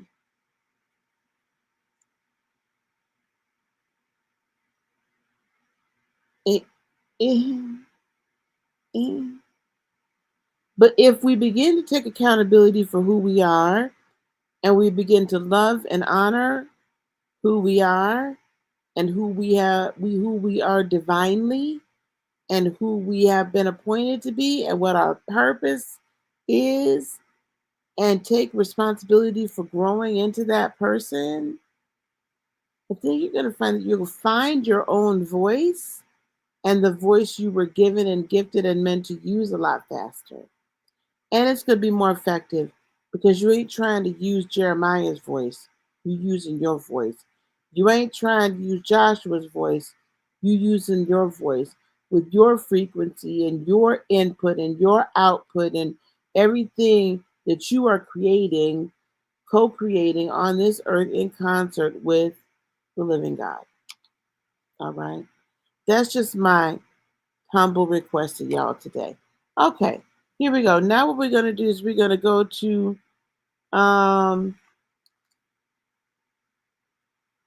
okay, how Miss Debbie and Miss Denise knew each other, that she knew them in advance. And she knew Debbie already. So she and Debbie have been working together for a long time, all right? This wasn't just a Johnny come lately situation. I'm just going to hit the highlights. Y'all can catch this whole interview, and I put the link in the description on YouTube. So if you're on X, come over to YouTube and grab the description, all right? All right, 2255. Right here. Close We enough. did know her in advance. She has actually was with our ministry in that we would always, if we had severe situations, we would call her in for counsel, because we are pastoral ministers. We're pastoral. And so we can help bring healing to the heart using God's word, helping people work through their issues and work through forgiveness and repentance. But when it is a mental health type situation, abuse, child abuse, anything of that nature, then yes, I do call Debbie Lynn Hart. You call her because she is credentialed and she has years of experience dealing with this. Years. Okay, she is credentialed and she has years of experience. I feel better with calling her in, yes. I want you, though, to listen to, as this is going on, something that came to my mind was at whether or not Miss Denise, and I have to look her up. I'm sorry that Debbie, Miss Debbie. I have to look her up. I thought I heard at one point she was ex-law enforcement. Hang on. I'm gonna actually, let me Google her, shall I? What is her name? This is Denise, so Debbie. Debbie Leonhardt, ex law enforcement. Oh. All right, well, I have to try to find her then, because I can't find her just in general. Anyway, because if she is ex-law enforcement and or she's credentialed, so she's a mandatory reporter, then I would assume. So that even makes me question more as we get into this deeper. If you have someone that's refusing to come back and answer questions, and if you have someone that's acting and reacting in this way, as Pete reportedly is, at what point do your suspicions not need to get turned over to whatever law enforcement agency should be working on this case?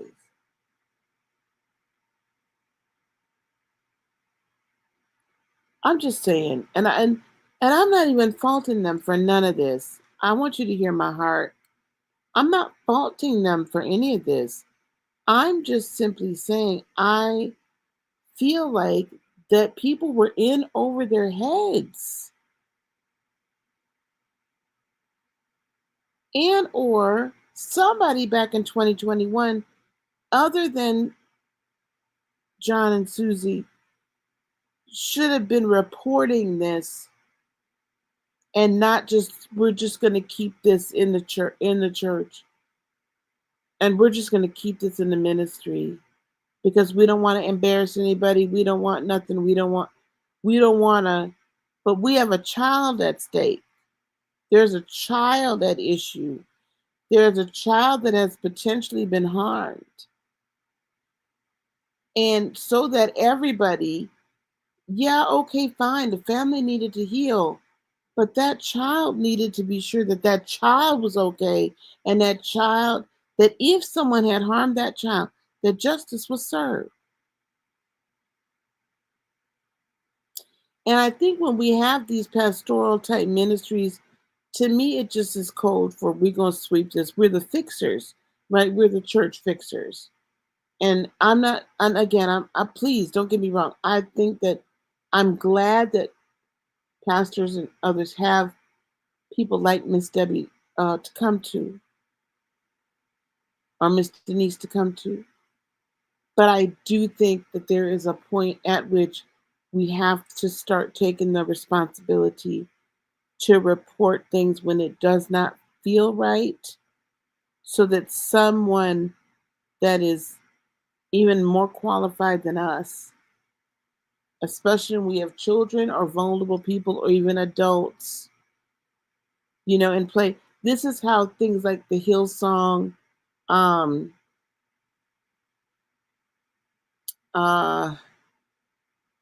guess we'll have to say, you stuck in traffic, movement of women around the world. This is how this was allowed to continue, right? Because we're always sweeping things under the rug.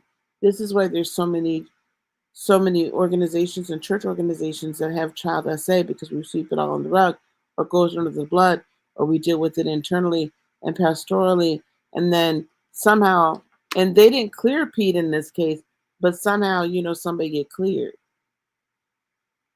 That doesn't sit well with me.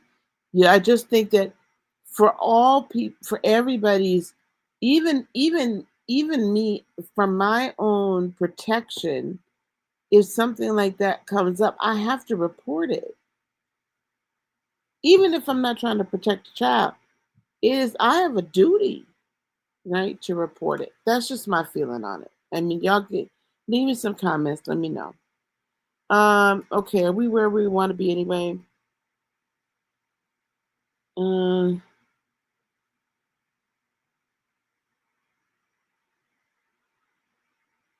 Okay, let's listen a little bit further. Yes. Tell me then, one of the things that Rachel Lamb said that you may have gotten confused was that they went first and Suzy and Johnathan went second. Do you have, I don't actually think it matters who went first or not. So yeah, it's not an issue to me. They all ended up going to see Miss Debbie Lenhart. Would that be fair to say? Yes. Okay. Yes, they did. They did. All right. And how did it end up that you were with Pete and his wife to go to see Miss Debbie Lenhart? Okay. Miss Debbie actually came to our retreat center Okay. and met with them. So I introduced her, explained the full credentials that she had. And so I said in that session just to be able to, just bring a sense of comfort to them, because this was very stressful for Rachel and it was stressful for Pete. And as the questions began to be asked by Miss Debbie, of course, it did create some unrest, and but I was there. Yes. Okay, so you. All right, so she was just there. The kids knew her. They're at her retreat center, so she was just there to help out. Okay, to make sure they were comfortable so that they could get good answers. So we're gonna skip ahead just a hair, and then we're gonna kind of get to this first part of what we've already gone over a lot of this, what Rachel said. But here we go. Rachel had to say then, because she did a podcast, and so she has put all of this out there. I know one of the things that is she's quite incorrect on is that there was no sleepovers. That Pete and his wife did not have a sleepover with the children, and actually, Suzy will be able to confirm that actually did happen, and their son Israel remembers it very well. Okay, so this is basically, and I'm gonna read this for us, because so this is screenshots that was shown on Brother John's podcast, and so here it is. I was watching with great interest, and I personally took these screenshots. Oh, thank you. That's helpful. Okay, so validation. Pete is exonerated. On August 2021, Pete and his wife met with Debbie Lenhart, LFC, a forensic child psychologist, to continue their thorough professional response to the allegations, seeking clarification to ensure the process adhered to professional guidelines. Pete's wife asked Debbie Boggs if, can you go to the next page, please? And I'm not sure exactly what she asked there, because I can't see it on this. So I'm going to try to pull that up in just a moment, because I have the original. So in the meeting, Debbie said none of this would hold up in a court of law. And I'm assuming that she would say this incident by itself with what's happened would need further examination Now, because Rachel's put this out there, could you confirm if you remember that being said? No, You don't remember that being said? No. Very interesting. Thank you. You don't. So lie number 1, and I think we can see from it. Guys, go watch the video. You'll be able to see from her face and just read her energy. This one was like, oh, whoa. And she ain't gonna like being lied on. Just hold on. Remember that being said. And it was her conclusion that this was nothing more than a big family mess. What do you think of that statement?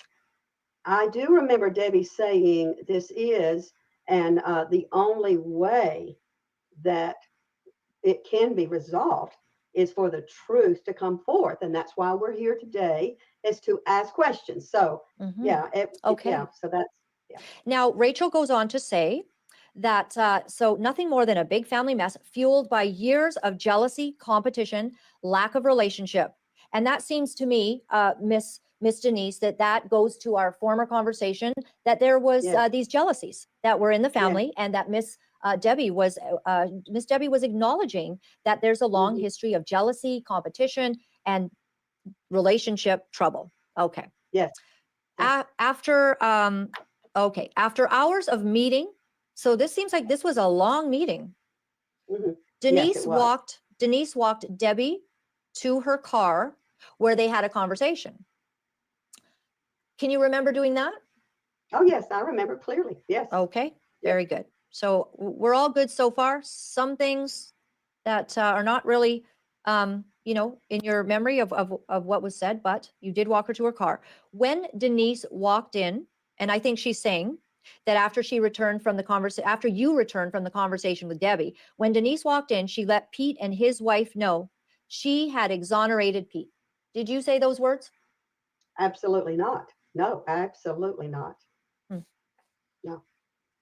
I mean, no, it was how would one exonerate something so serious in one session? Yes.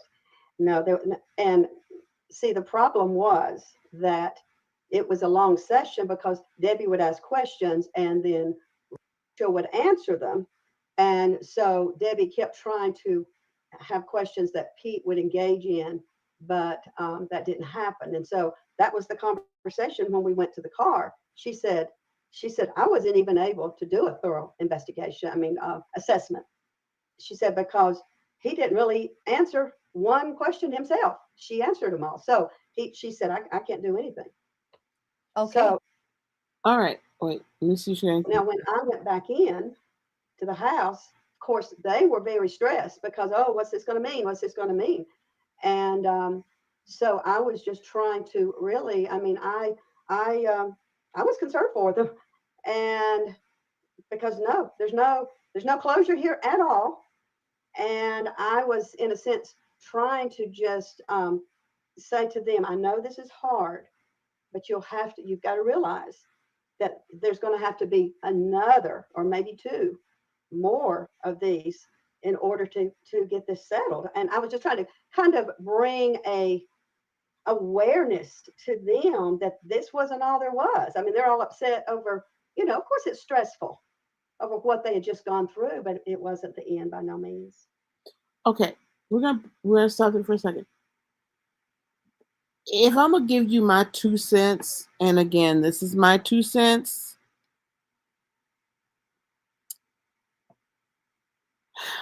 After observing Miss Denise now for hours of discussion and interview, I think that perhaps Miss Denise may or may not, I don't think she's used to dealing with such very hardcore narcissists, or she's not, how can I put this? She's going to deal with them real nice. She's going to deal with you real sweet and real nice. So I think that somehow she may or may not have put it as strongly. In her mind, she may have thought that she put it super strong. In their mind, I don't think so. I think that but I think it was strong enough where they knew that he hadn't been exonerated but it was not so strong that it didn't leave a little bit of wiggle room for interpretation where, well, no, we don't think you're guilty, but you're not exonerated either. And we need you to come back. Rachel did not want to hear that that man had to come back. That wasn't what Rachel wanted to hear. That man did not want to hear that he had to come back. Because this woman here, Miss Debbie, had it, peeped his whole card. He didn't want to come back there. That woman knew too much. To say too much. Too much. He didn't want to come back there. He didn't want nothing to do with that no more. So they want to take away from what they want to take away from it. If she's sitting there answering all the questions, then, because he was not able to, or she didn't want him to say anything that was going to incriminate himself, and that's what it was. So I just think she maybe thought she was a little bit stronger than maybe she was. That's kind of the feeling I got from it. Because I wrote down here, I just wonder if the gentle way of Denise is unfortunately part of the issues, and she's so nice and she's so gentle with her ways and her delivery that it didn't quite come across to these folks that it was that, you know what I'm saying, that's serious. So and I feel like that's the case as well, because otherwise why is this man come back and asking her so many times, oh yeah, okay, can't you exonerate me? Okay, here we go. 35-33. This is where this is where Miss Denise hears about the situation and what this woman done said, child.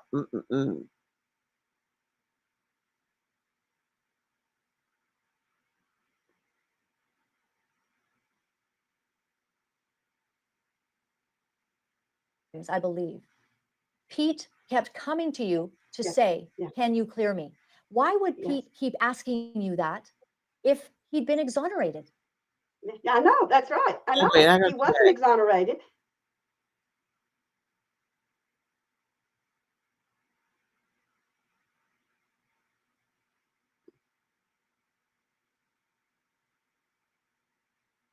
I gotta go back. I missed one.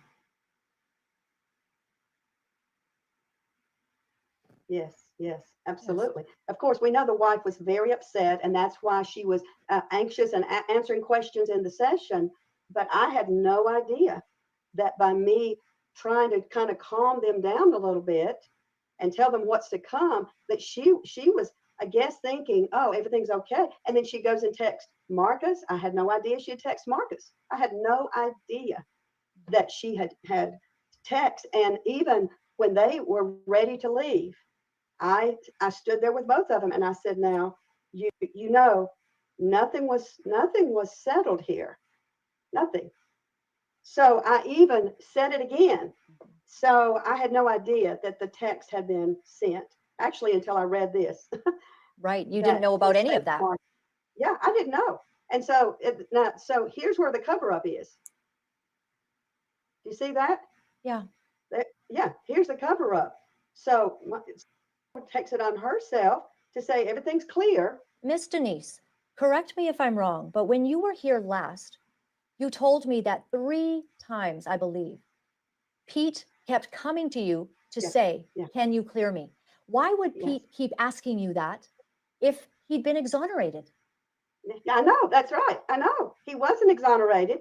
So that's why he would ask me again and again.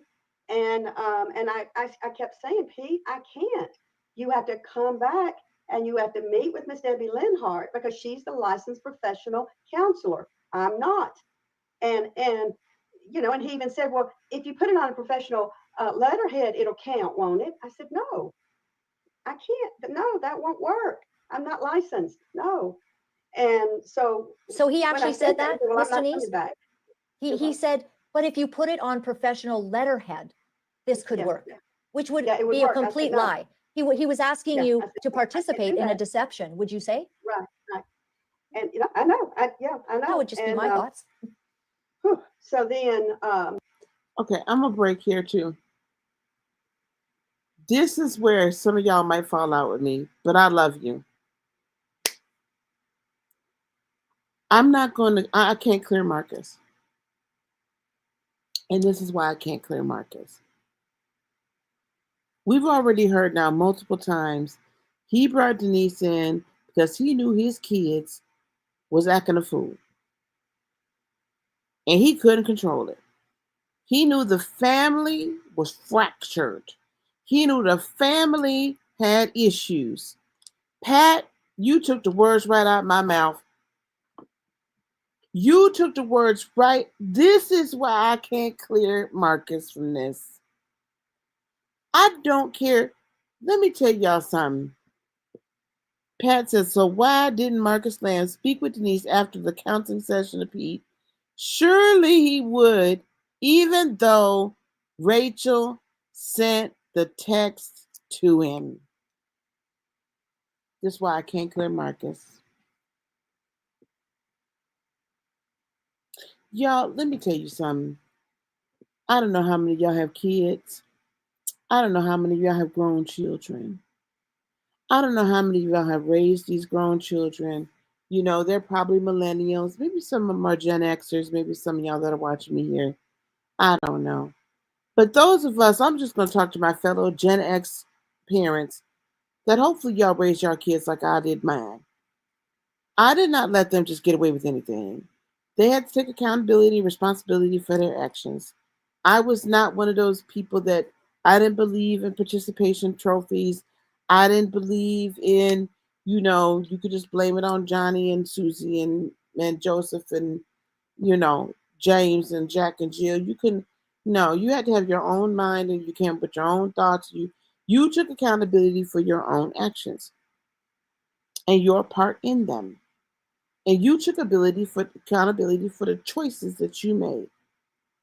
What did that allow me to? And I had to. And my kids had to be a lot more responsible. Why? Because I was a single parent and I was sending my kids to daycare and then to school and then daycare after. So I'm working all day. So I don't necessarily get to spend as much time with my children as I would want to. So I needed them to be able to think on their feet, take accountability for their actions, and then I taught them at a young age, if you tell me the truth, I can deal with it better. Don't lie to me. Because the lie just compounds the next lie, and then I can't fix it. Or I can't even help guide you on how to fix it. That's how I raise my children. Now, they're wonderful millennial children now. I have grandchildren. Great. This is my point. I raised my kids, and I think even if you gave your kids participation, I'm not going to count that against you. That's fine. We know our children.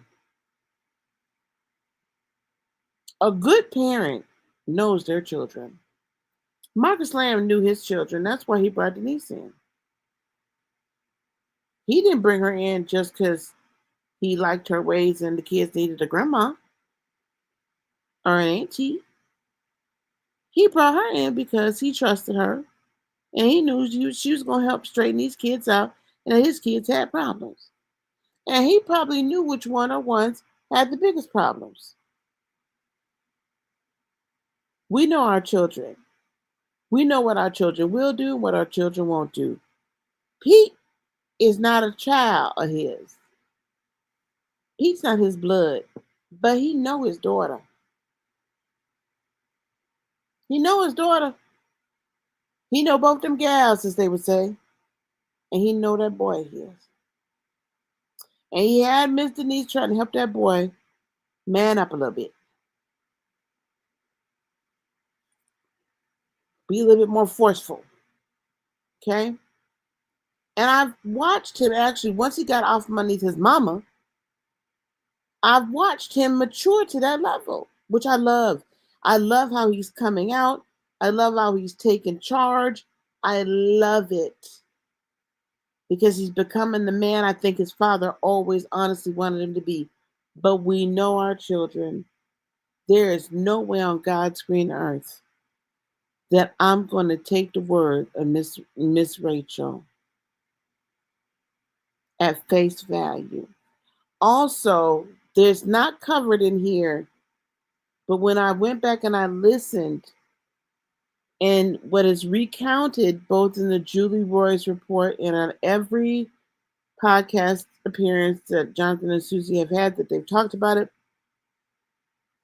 what Miss Denise has said, Marcus contacted her and said that God said, they said, well, just leave it be. That God basically had made it sound to her like, God told him to let it go. We're just gonna let this be. And we're just gonna stop it. It didn't have nothing to do with whether or not Pete had been cleared. Because if that was the case, then why would Marcus have had to call and say, we don't want this to continue? That's not been contested. That don't make any sense then. He wouldn't have to call and say, we're just going to stop.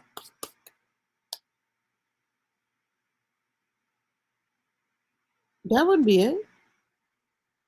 And I'm almost positive, and I'll go back and listen again, but I'm almost positive, y'all, that Marcus said that Joni had a dream and blah, blah, blah, blah, blah.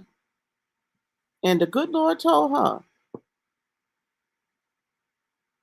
So we can say that the text is where the cover-up began, but I can't even say that.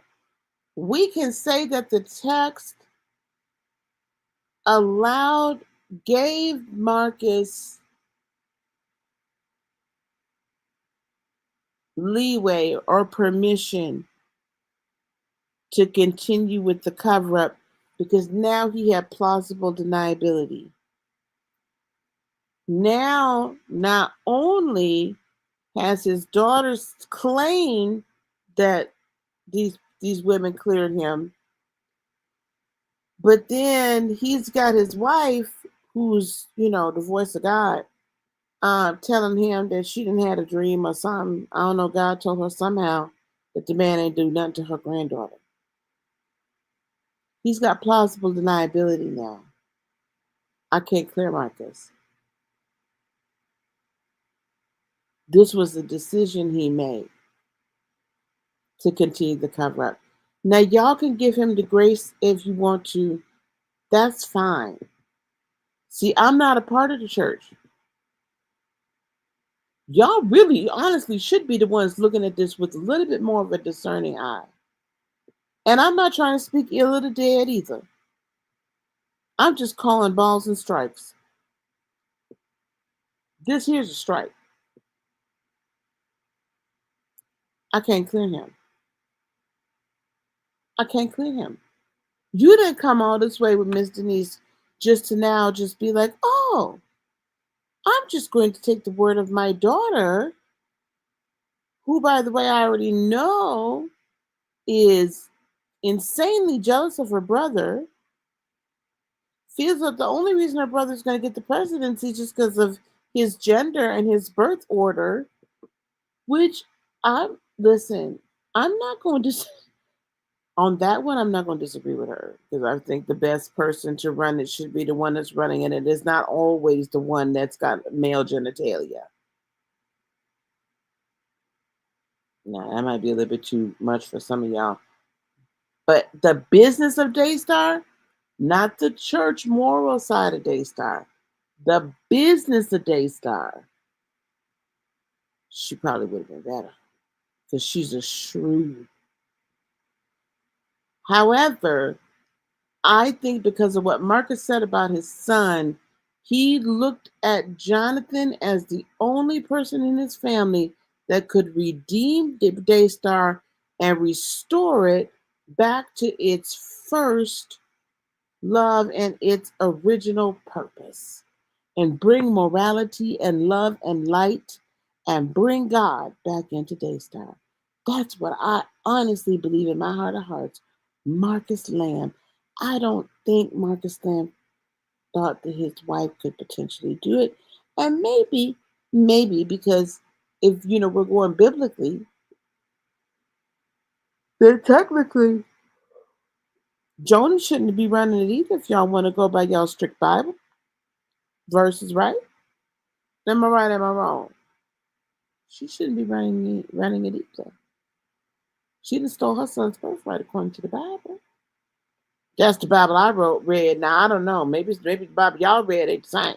But the Bible I read last I checked, that's what it would say, wouldn't it? So she stole it from her son. I ain't gonna lie. That's how I feel about it. I'm sorry, but life doesn't give participation trophies. You live or go down with the ship with the lies. Yep. That's right. Pat says, sorry, I don't think highly of Marcus Lamb, to be honest. I don't have one, I don't, I ain't got a dog in the fight, so I don't.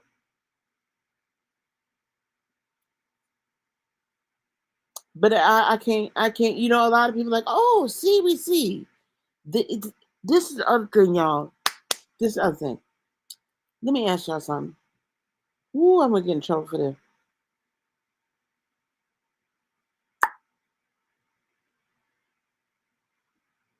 If men are such the strong leadership, gender, and man, why are all these men run roughshod over, bamboozled and manipulated by these women? Why is that? How is it these women are able to outsmart all these men?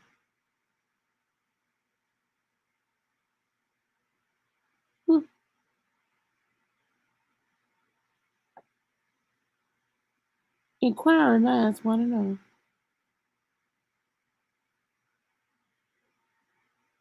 It sounds to me like the women folk been running this whole show for a long time. I'm just saying. And that's not a spirit of Jezebel, and that's not no. That's just how it is. I'm just calling the balls and the strikes. That's all. So let's stop it. Marcus Lamb chose not to believe. He chose not to believe what he knew to be true, or at least he knew to do. He chose not to go back to Miss Denise and ask her just to confirm. He chose to because he didn't want the empire to blow up, and he thought he could fix it. He participated in the cover-up and then lied to his boy's face. I don't care what you say. It doesn't matter to me. You hired this woman to do this. So why didn't you go back to the source of the truth to whom you hired to get the real story? This woman got a vested interest in telling you that Pete was cleared. I'm not gonna believe you. I'm not gonna believe you. I'm not gonna believe you. Why? Because I'm your parent and I know. I know when you lie, even through a text message. I'm not gonna believe you. I'm just saying that's what they say, Miss Anna. I don't know, that's what they say. Marcus chose because he covered up many things over the years. There's all this whole cover up. That listen, I believe this is let's say it, Lisa. I believe that Joni thought it was okay to marry this man Doug because she has shared her husband for 7 years with another woman. And just blew past that. I don't think there was ever any real healing. I think that's when the formation, if there was a narcissistic formation, I think through that whole situation, that's when it happened. I really and truly do. Or it got solidified. There's so much unhealed trauma there that was never dealt with, ever dealt with. That's a shame how much unhealed trauma there is in that whole situation that was never dealt with.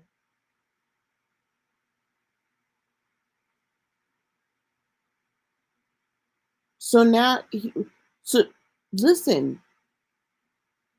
I mean, this might be a harsh thing to hear, but hear me out. Here is this woman who's given everything to God, right? Giving everything to the ministry, done everything right, but everything, but done it all.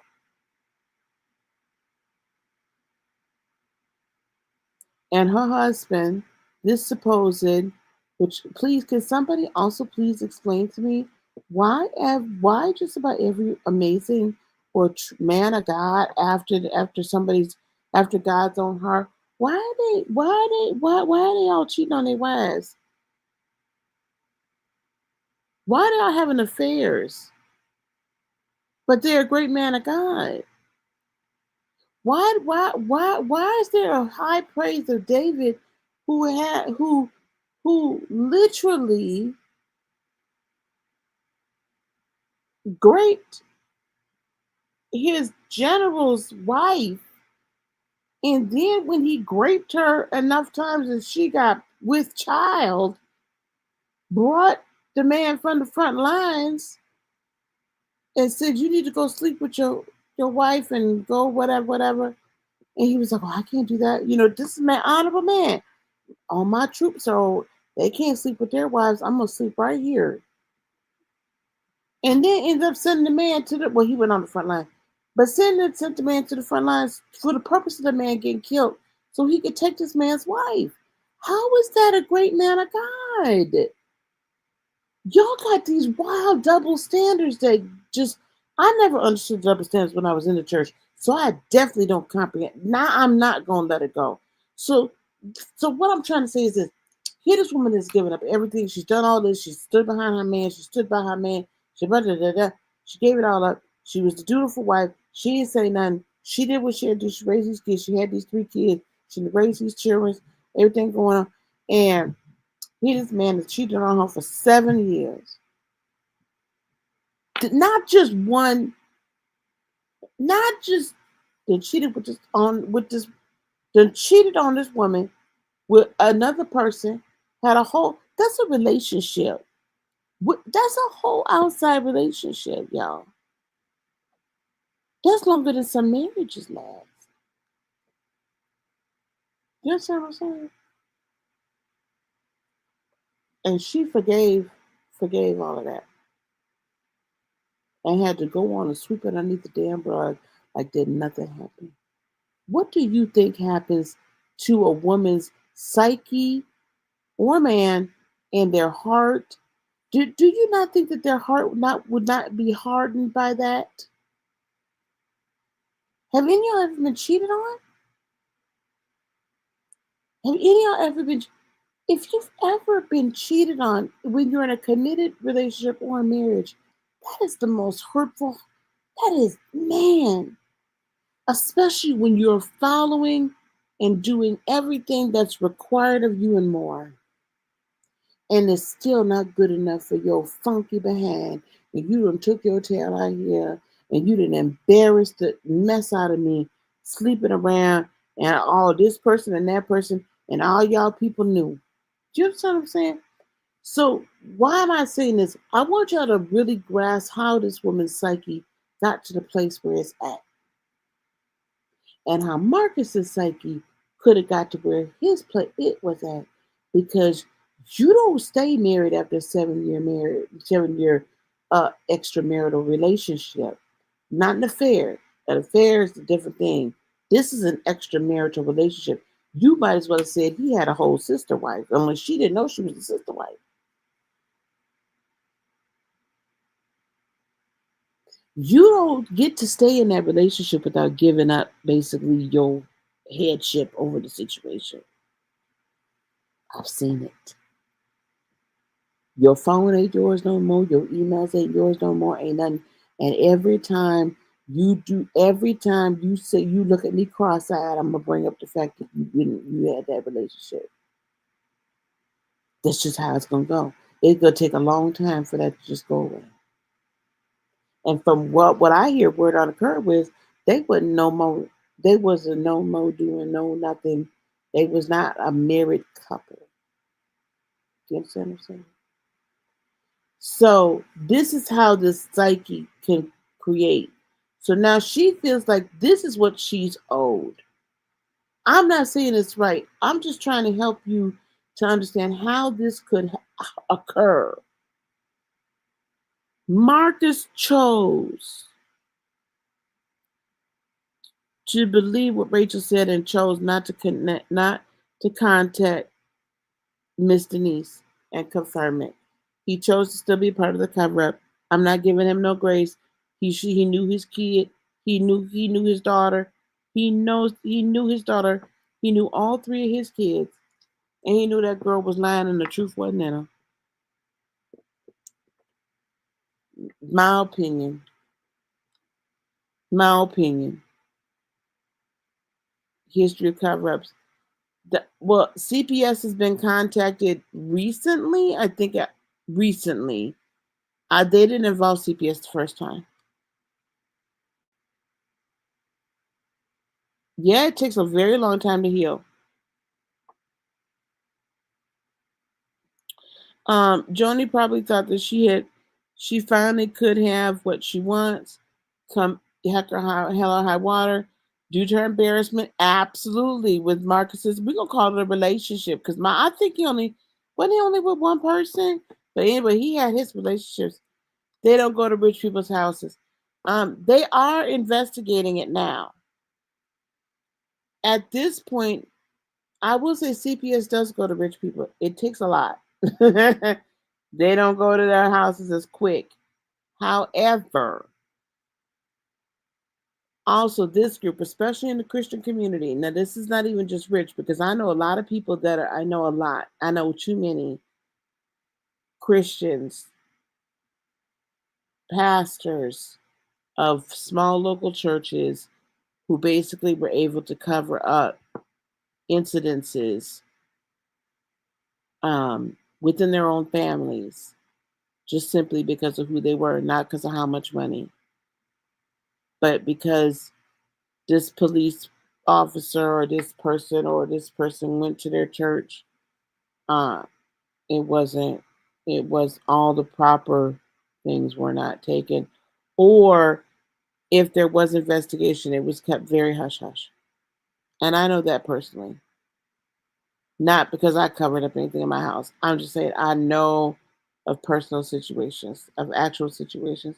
I'm not going to bust them out here on YouTube, but I know of them. Matthew, okay. And Anna, Matthew, you don't need to spam it, and I understand that that's your opinion. You're welcome to your opinion, dear. But I'm just telling you that it's more than just money. It could be position within the community. Okay? All right. Let's keep going. Oh God. Okay, I'll have a few more. All right, gang. Thank you so much for hanging with me. Okay, here we go. 3717. Let's just play it.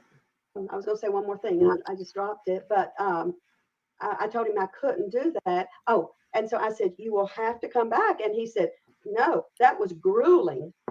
And I'm not going back into that another grueling session like that. So and I feel that in and of itself should have given her enough. Like, how many red flags do we need back in 2021 to go to the authorities? Like, there's too many circumstantial situations that I can't. I just feel like that and I don't mean to say anything. I'm not really. I really do like Miss Denise,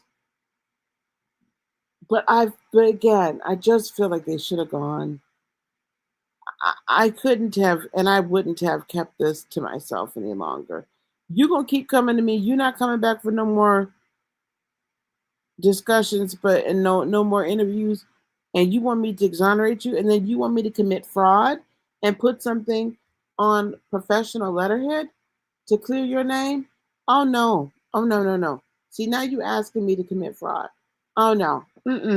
No. You're gonna have to talk to police. Something wrong here. Here we go. I was there in Dallas for the funeral, and he pulled me aside and asked. So Okay. So do you mean the same day as the funeral? You mean the funerals just happened and it's right after, as in an hour after? Yeah.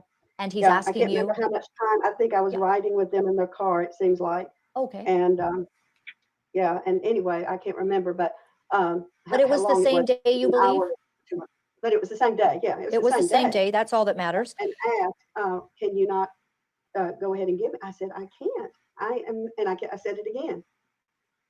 I can't. I am not licensed. You would have. I've already told you.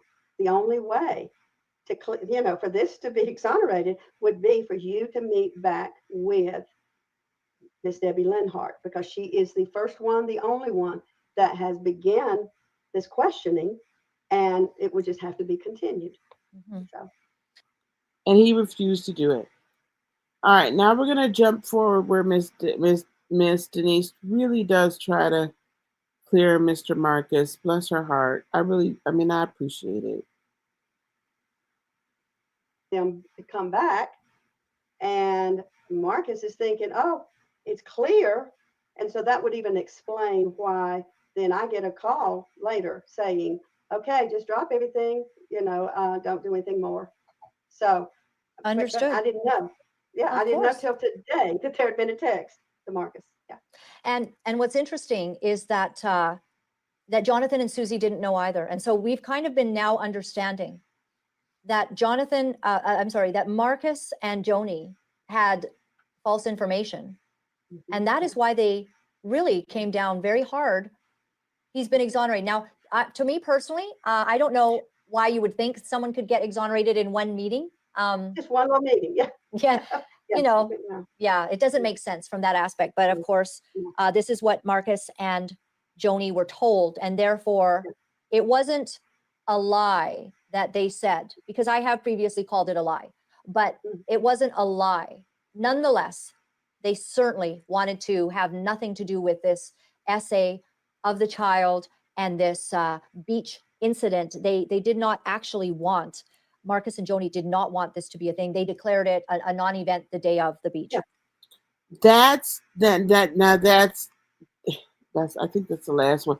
The rest of this is just me ranting, but I don't know. Maybe I should read the rant. Y'all want to hear my rant? My read of my rant?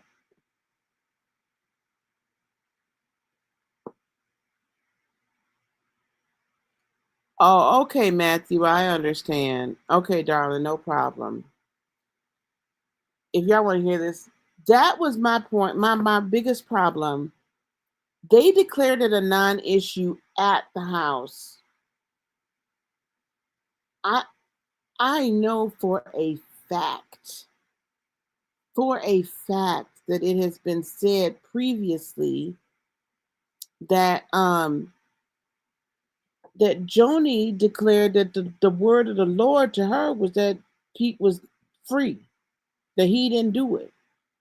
And that's when Marcus, so I'm going to need everybody to tell, now I need the stories cleared up. Don't get him this out. That's a bunch of bull crap.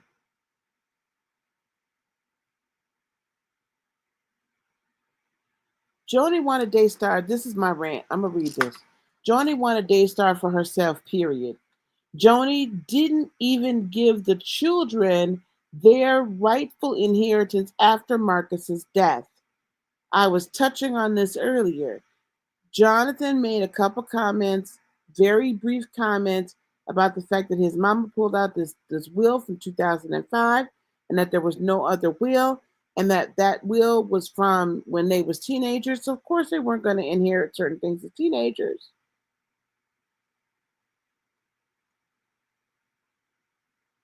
Well, wait a minute. Family didn't know that Denise would bring in Debbie. Correct. I don't believe that Marcus would take Rachel's work carte blanche. I think he chose not to. I think he chose to take Rachel's word carte blanche. Anyway, and I believe, I have a very strong feeling that there is another will. I don't know if that other will, once it's discovered, if they're going to be able to do anything about it, because they would have to prove that she knew about it. I'm just saying, I believe very strongly there's another will, and I think they'll find it, and I feel like they're going to find it within the next 6 to 9 months. They are going to find that the additional will, probably closer to 6 to 9. But even so, even if there was not a new will, even if there wasn't, I'm your mother, and I see y'all are grown, and I'm not going to try to keep y'all's inheritance. I'm probably going to have had this conversation with y'all's daddy beforehand.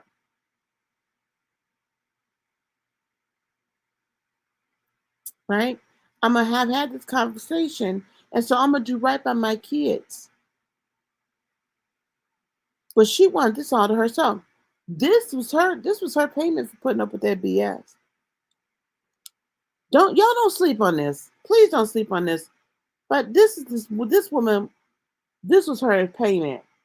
And then she wanted the man that she wanted, that she was already attracted to, potentially, allegedly, my opinion, when they was going through all this other stuff. Because he counseled them, remember? Ain't no way I'm counseling you and your husband, trying to get y'all back together, get y'all back in the same bed. Then as soon as the body ain't even cold yet, he been wanting that woman from when they was. Anna says you think it's in the fireplace, but it might find it in a computer.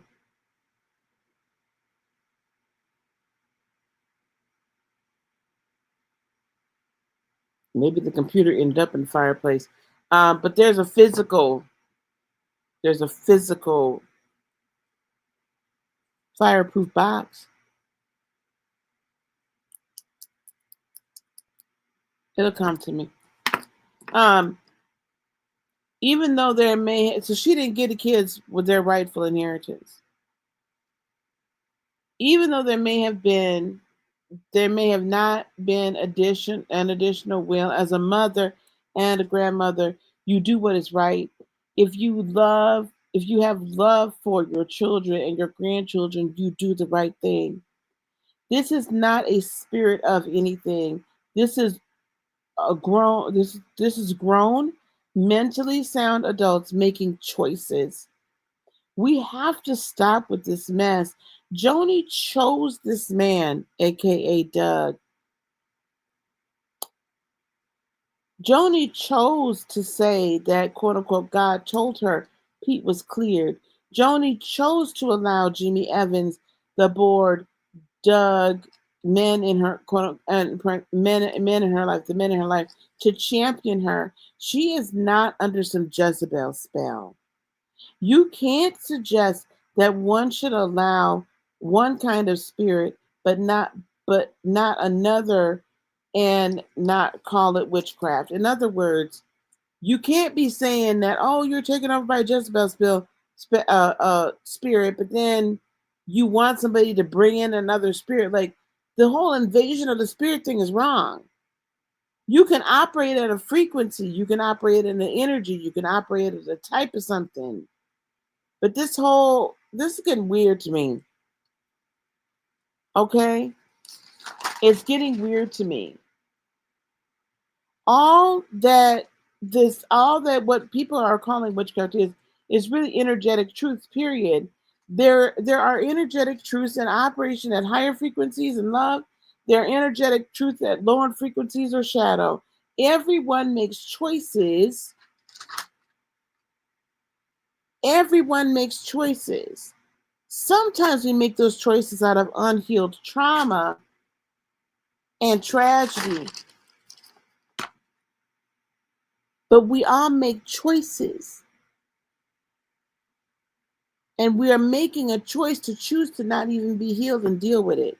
We're making a choice not to be honest with ourselves and say, that really hurt me, and this is how I feel about it.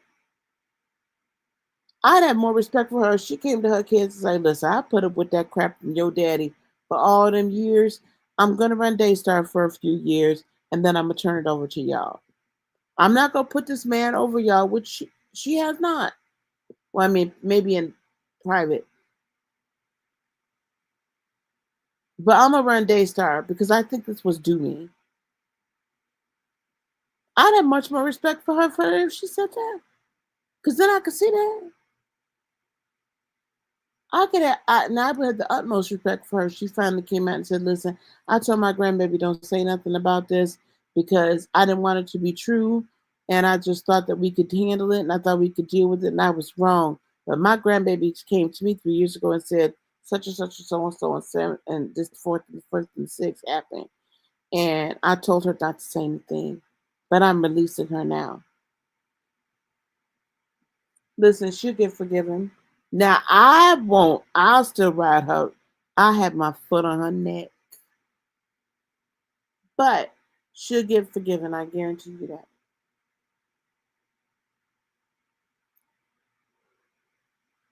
Listen, y'all, we've been together for 3 hours today. She paid that lawyer off to cover it up, but the lawyer is going to crack eventually. Absolutely. Absolutely, Jace. I agree with you. These are our opinions, y'all. These are our opinions. So, these are opinions. But it is my opinion that Daystar's we ain't looking but for another about 3 months. 6 max. My advice would be turn it over to Johnathan and Suzy. My advice would be anybody that knows anything about any of this, better come out to the light. Because when it all comes down and it all comes out, and my prayer is that this little girl, that they get her some assistance so that she finds her voice and can speak. That she frees her throat, that it opens up, the throat chakra opens up, and she's able to speak the truth. And not worry about what anybody told her, what it's going to do. Because at this point, she needs to be set free. Because until that child is set free, Daystar won't be set free. Until that child is set free, nothing good's going to come to Daystar. Until that child is set free,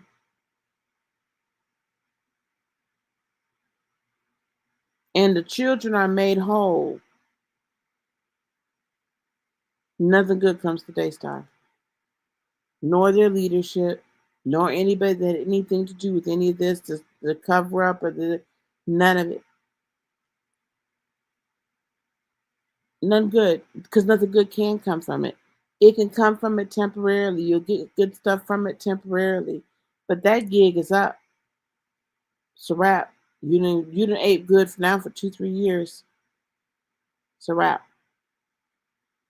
Because what's not going to happen is we're not going to continue to allow organizations to sweep these things under the rug and then allow people to just be like, oh, it didn't happen. Oh, you see? She's a lunatic. She just won't let it go. I'm not letting it go either. But what I'm not also going to do is I'm not going to stop getting my child counseling because you don't want this to drag on until they're preteen, teen, and adult years. Then you end up with people. You end up with that. What's that chick name that's doing all that doing this OF stuff and wanting to set world records? Or you end up with people that just don't value their body, right? They don't value their most precious gift that they could give. That very sacred energy. And then I'm telling you, it's not good. So if y'all can talk to them, listen, I need a redacted police report.